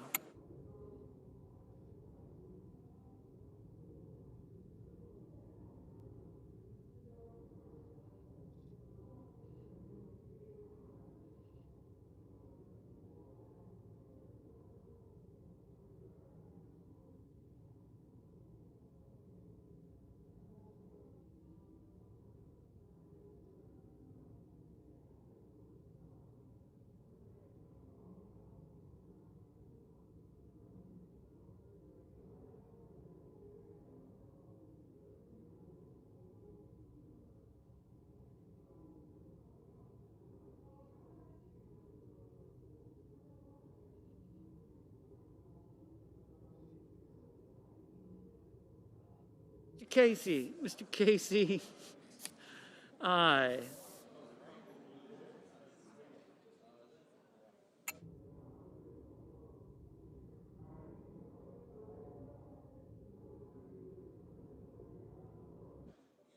Mr. Toomey. Mr. Toomey. Aye.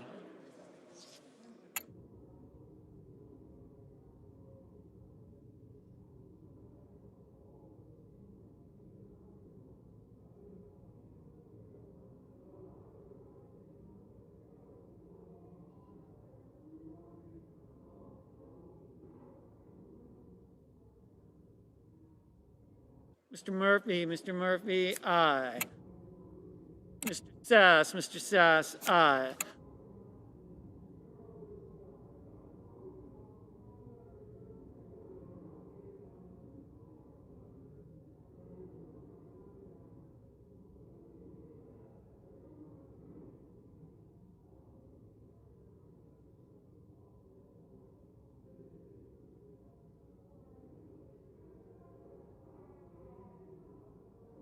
Mr. King. Mr. King. Aye.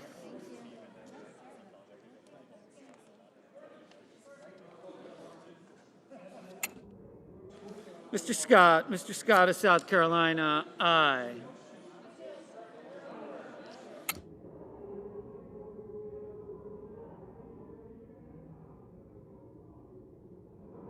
Mr. Daines. Mr. Daines. Aye. Mr. Risch. Mr. Risch. No. Mr. Shelby. Mr. Shelby. No.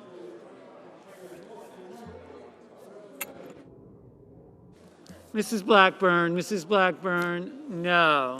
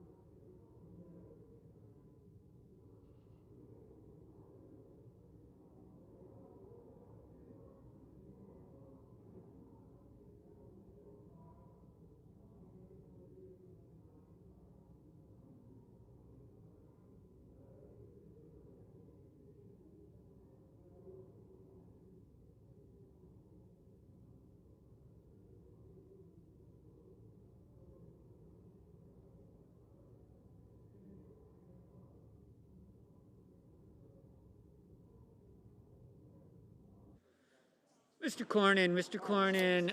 Aye. Mr. Warnock. Mr. Warnock. Aye. Mr. Markey. Mr. Markey. Aye. Ms. Smith. Ms. Smith. Aye. Mr. Heinrich. Mr. Heinrich. Aye.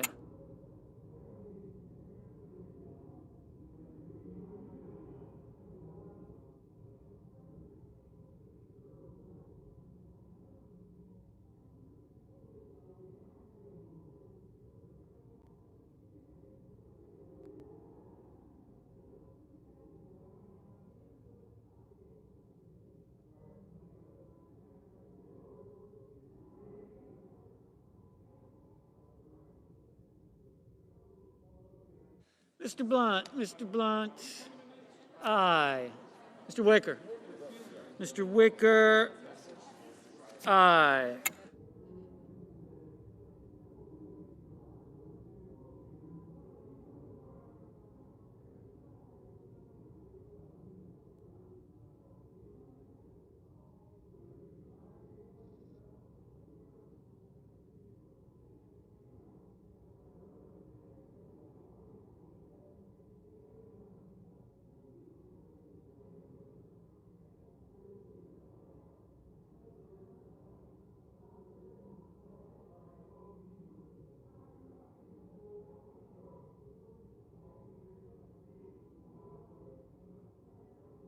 Mr. Grassley. Mr. Grassley. Aye. Mr. Hickenlooper. Mr. Hickenlooper. Aye.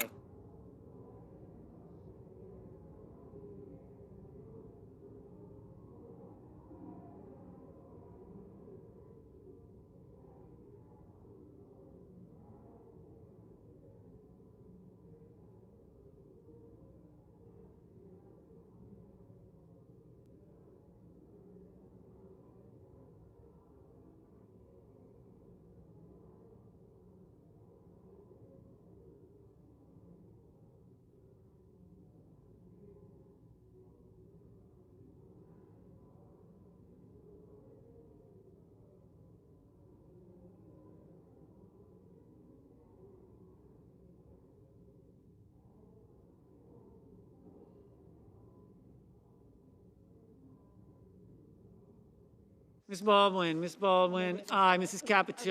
Capito, aye. Mr. Barrasso. Mr. Barrasso, no.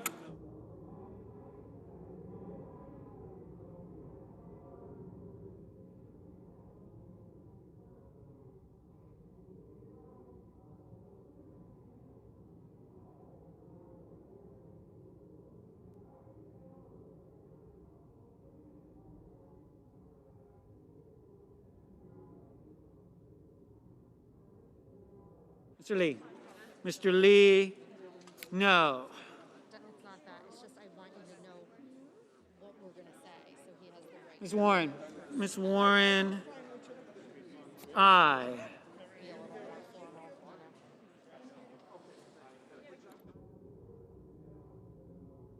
Mrs. Fisher,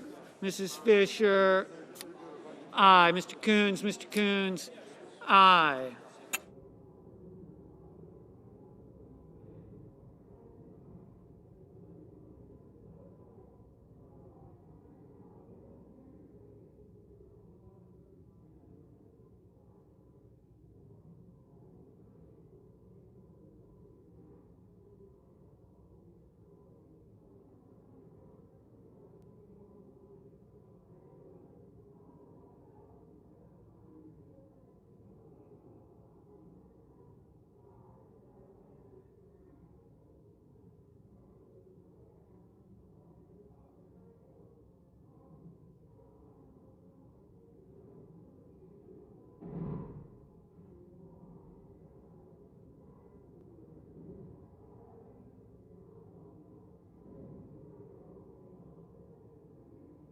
Mr. Kramer,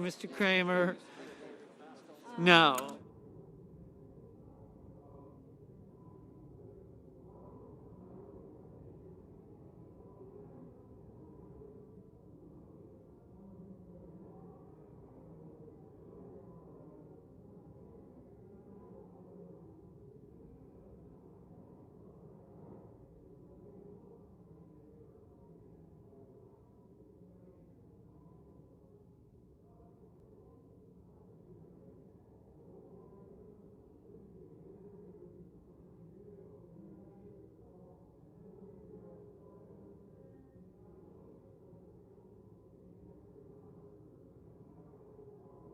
Mr. McConnell, aye.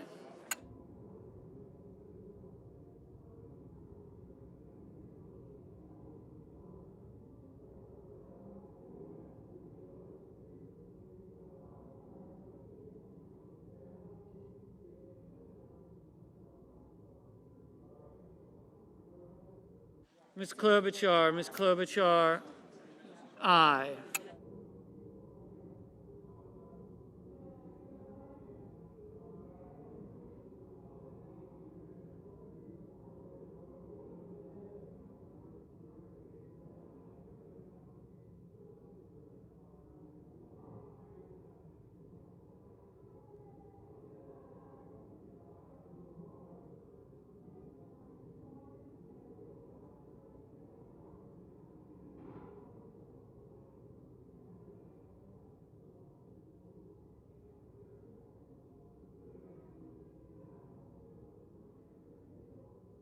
Mr.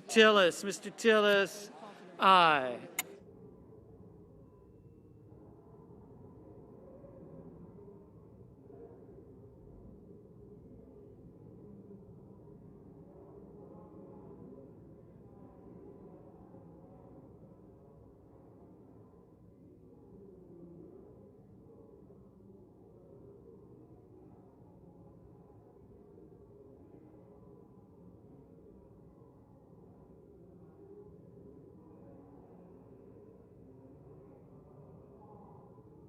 Mr. Portman, aye.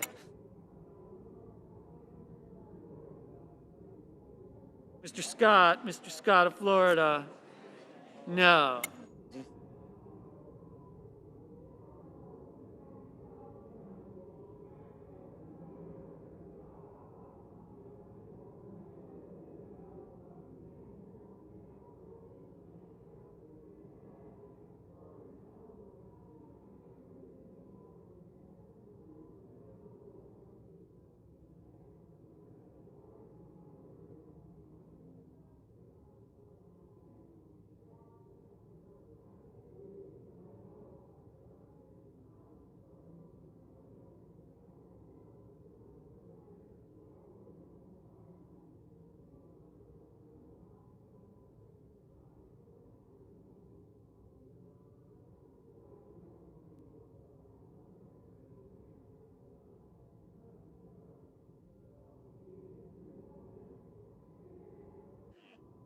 Mr. Schumer, aye.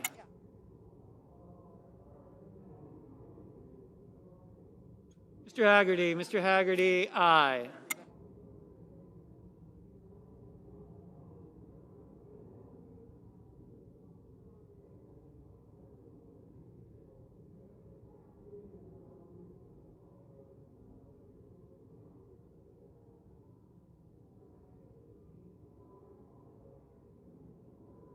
Mr. Thune, aye.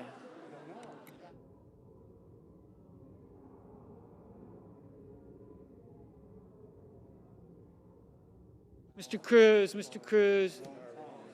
no.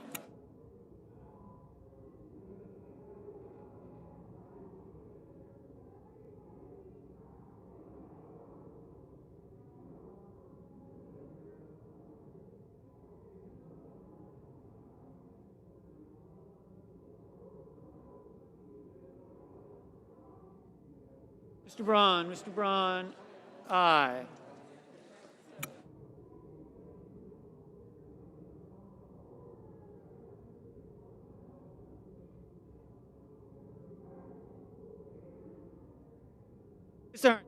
Ms. Ernst, aye.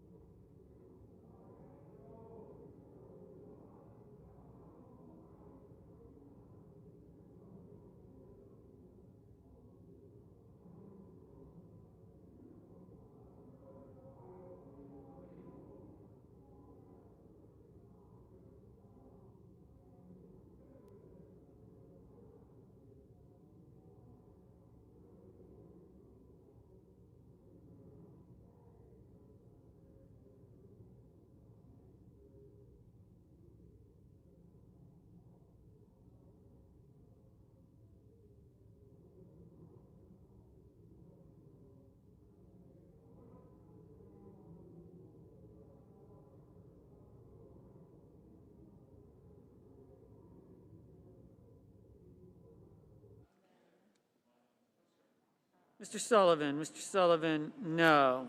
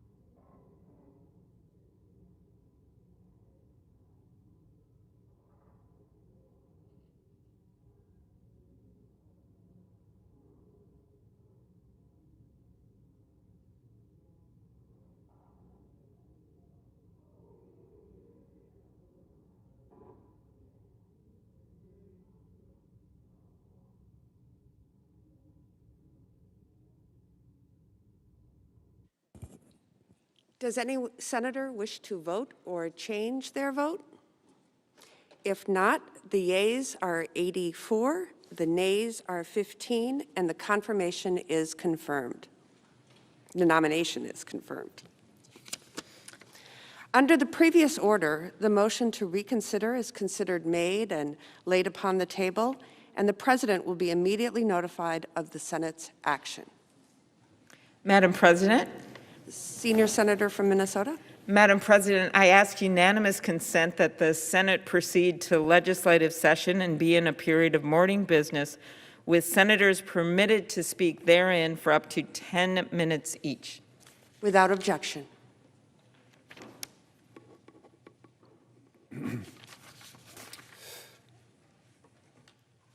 Madam President.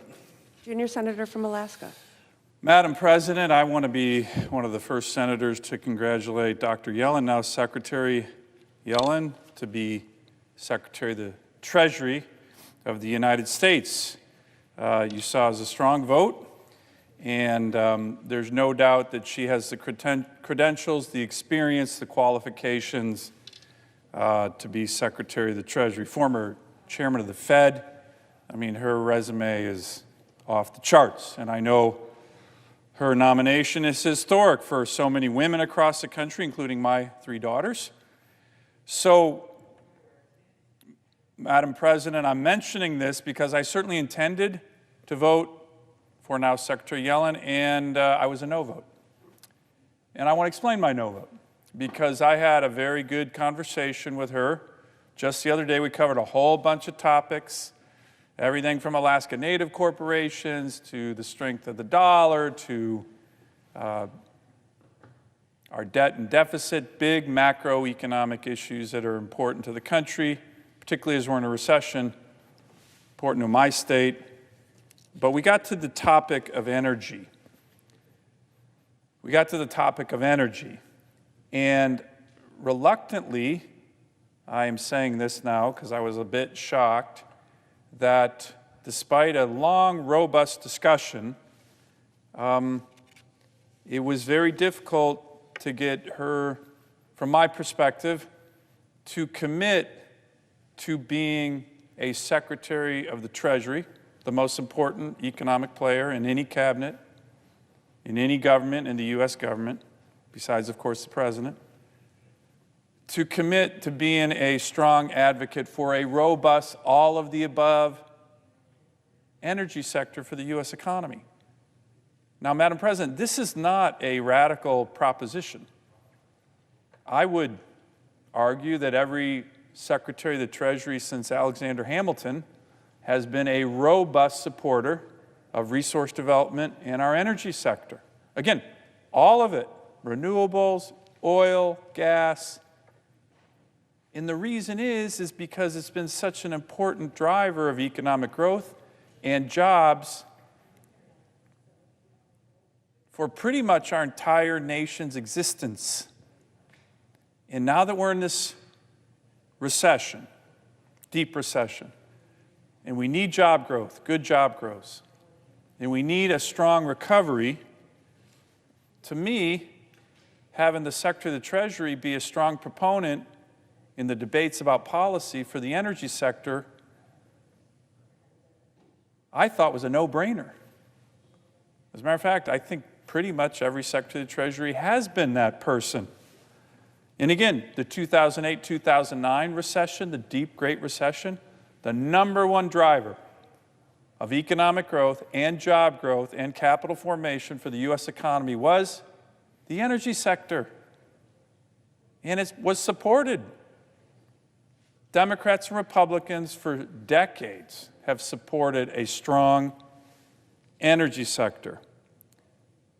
But despite a long, respectful debate with now Secretary Yellen, who I certainly want to have a good relationship with, could not get that commitment, which I thought was surprising. As a matter of fact, I thought it was shocking. And it's the reason I reluctantly voted no, because again, she is very qualified. Madam President, what's going on here is we're starting to see policies that I believe need a national debate. A national debate. We're starting to see policies. Yes, we all want renewables, clean energy, but we have a really important, strong energy sector. Prior to the pandemic, we were the world's superpower of energy again. One of the reasons we won World War II is because of our energy sector. And the men and women who've been producing energy, all of the above energy, are great patriotic workers who've been doing it for decades to the benefit of every single American. But we need a debate, because what I'm starting to see with the new administration, unfortunately, and I've had discussions, and hopefully they're not going to go down this path, is executive actions that are going to target certain sectors of the energy sector of the U.S. economy. Natural gas. We can be dominant in natural gas for 100 years. We're going to start targeting workers in the natural gas sector. Oil. I know some people don't like oil, but it's important. We can do all of this, but right now there seems to be hostility towards this sector and the workers and no debate. We should have that debate. It's an important debate. It's really important to my state, but I think it's really important to America. Every Secretary of the Treasury for the last 3, 4, 5, 6, 7 decades since World War II has always sought the goal of getting America back to energy independence. That's good for jobs. It's good for low-cost manufacturing. It's good to reduce the heating and energy bills of American families. It's good for our national security. It's good for our foreign policy. And we are pretty much on the verge of doing this. And now we're going to start to unilaterally disarm? We've gotten to the point where I can't find anyone, and I hope I'm wrong, in the Biden administration cabinet who's going to be a proponent of a strong energy sector. Who is it? I was hoping it was going to be the Secretary of the Treasury. Maybe in our long discussion I misinterpreted where she's going to be on this issue, but pretty much every previous secretary, Democrat, Republican, in the history of our great nation has really, really been an advocate for the men and women who work in this sector and for the economic growth it brings and for the help it brings to families and the good jobs it brings. So, Madam President, that's the rationale behind my vote. You know, right now, I think we're starting to see, whether it's the Keystone Pipeline decision, the men and women in the building trades who have built this country through hard work, they're being laid off by the thousands. We've had a big scare back home in my state. All weekend I was working this issue of these executive orders from the Biden administration, where it looked like it was going to send hundreds of people home, unemployed, oil and gas workers in my state. Why? I hope that's not the case, especially during a recession, but we need a debate on it. And I certainly hope somebody in this administration, when their principals meetings talk about how we get good jobs, strong working class. I've noticed the National Security Advisor, Jake Sullivan, keeps talking about we're going to base our policies on working class families. You can't get more blue-collar, strong, middle class than these energy sector jobs. So I certainly want to have a good, constructive relationship with the Secretary of the Treasury and her team. But given the people I represent and what I'm starting to see right now, I could not in good conscience vote yes when the basic question of, are you committed and will be a strong advocate for a strong energy sector? All of the above, you name it, renewables, natural gas, wind, solar, all the above. And because I couldn't get that commitment, I reluctantly voted no on someone who's got a background and experience in these other areas that's important for the country. I yield the floor. Madam President. Senator from Rhode Island. Madam President, I have hastened to the floor because I was upstairs waiting for the House managers to bring the articles over, and I heard my friend, the distinguished senator from Alaska, talking about his concern about the fossil fuel part of the energy sector and his dissatisfaction with what the Secretary of the Treasury was able to assure him in that regard. And I just wanted to note that I missed a moment of the senator's remarks when I came walking down here. But as best I could tell, the senator never mentioned the term climate change, never referenced carbon emissions. And I have to say, if we're going to deal with our energy sector, we have to deal with it in a way that takes into account carbon emissions and climate change. You can't just whistle past those things, Madam President, and pretend that they're not real, and act as if we can continue to go forward the way we always have, releasing carbon dioxide into the atmosphere, poisoning our oceans with acidification, warming the planet, putting coastal communities like mine at grave risk from sea level rise and storm surge. We have to address those things. And as we go forward in this new Congress, I very much hope that my friend Senator Sullivan and I will be able to work together to address that exact problem, to make sure that not only is our energy mix strong for our economy, but to make absolutely sure that we are not sacrificing the safety of our planet, the economic security of our future generations, the health of people all around the planet who have really no choice but to live close to the land and feel the pounding of climate change in their immediate lives every day. We have to address those things, and I hope we will. So having heard his side of the argument, I just wanted to come back to the floor and offer the other side, and somewhere between us, there is a resolution, because I know perfectly well that the state of Alaska is getting hit by the acidification and warming side, by the sea level rise and storm surge side of this problem, just as much as Rhode Island is. And perhaps because, as my friend constantly reminds me, Alaska has a huge advantage of size over Rhode Island. One could even imagine that they are having more of an effect than Rhode Island. So with those comments and with affection and regard for my colleague from Alaska, I yield the floor. The senator from Alaska. As a lot of our colleagues here know, Senator Whitehouse is not just a distinguished senator, but one of my very good friends here in the U.S. Senate. So I always respect what he has to say, and I appreciate his words. And he and I have done a lot of work, some key work, particularly on issues of the environment, cleaning up our oceans, ocean acidification, and I look forward to continuing to work with him. My point is that, and climate change is certainly happening in my state, we're seeing it, no doubt about it. My point is,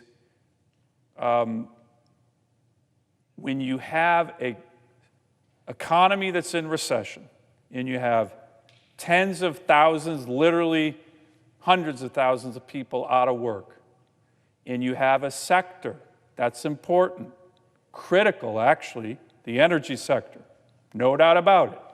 I know we can use words like spewing and polluters. The energy sector has been one of the things that has made this country so strong, with great jobs and middle-class jobs, and people can't deny that. And all I'm asking for is the new Secretary of the Treasury has to look at that when we're looking at the whole U.S. economy and the strength of our recovery and good-paying jobs. That has to be taken into account. And what I worry is that it's not, and we need a debate. And I would welcome it with my good friend on what is the strategy. But the strategy out of the box can't be, we're going to go after these oil and gas jobs and put people out of work. and replace it with what? We had a hearing in the Commerce Committee with the new Transportation Secretary, incoming Transportation Secretary. A lot of people ask, well, what are you going to replace it with? What are you telling the 10,000 guys who just lost their job on the Keystone Pipeline what their new job is going to be? They have mortgages. They have tuition to pay. They're out of work right now. So we need a strategy. Look, I look forward to working with all these issues with my good friend from Rhode Island. But it is, I think, a first. If you look back at the great history of this nation, if you don't have a U.S. Treasury Secretary or other members of the cabinet who are for a robust, strong energy sector, which of course would include renewables, that's new, that's different, and I think it's very troubling, particularly as it relates to the jobs that I think are going to be sacrificed on a policy and a strategy that I have not seen the meat and bones of yet. I'm just seeing the damage, and a lot of the damage is starting to happen to people I care about, particularly in my state, who work in these sectors and are great Americans who have helped build this country, built my state, and we can't just disregard them and say, don't worry, you're going to get a green job later. It's tough to tell people that. It's tough to tell people that when they got a mortgage and tuition, and we're relying on that. So I commit to continue work with these issues and others with my friend from Rhode Island. I appreciate him coming down here, but I wanted to explain my vote on an issue that I think we need to debate here in the Senate that's important for our nation. I yield the floor. The Senator from Rhode Island. I would just close by suggesting that perhaps my friend, the senator from Alaska, can sympathize, since he fears that the interests that he came to the floor here to defend will not be listened to. Perhaps he can sympathize with the fact that for 4 years, an entire administration wouldn't give the time of day to the sea level rise concerns that are threatening my state.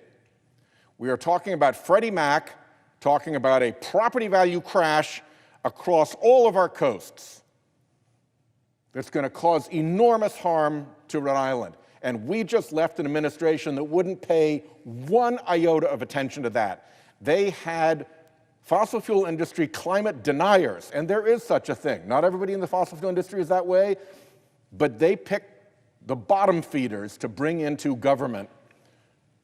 So I share the senator's frustration, but let me say I've got it about 10,000 times over after having lived with the Trump administration for the past 4 years and gotten nothing, having tried to bring serious climate debate to the floor and knowing that the Republican leader was going to block it. So yeah, I sympathize with his distress, and I hope he sympathizes with my rather greater cumulative distress from the last 4 years. I yield the floor.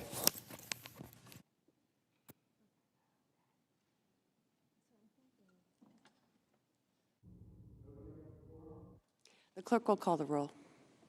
Ms. Baldwin.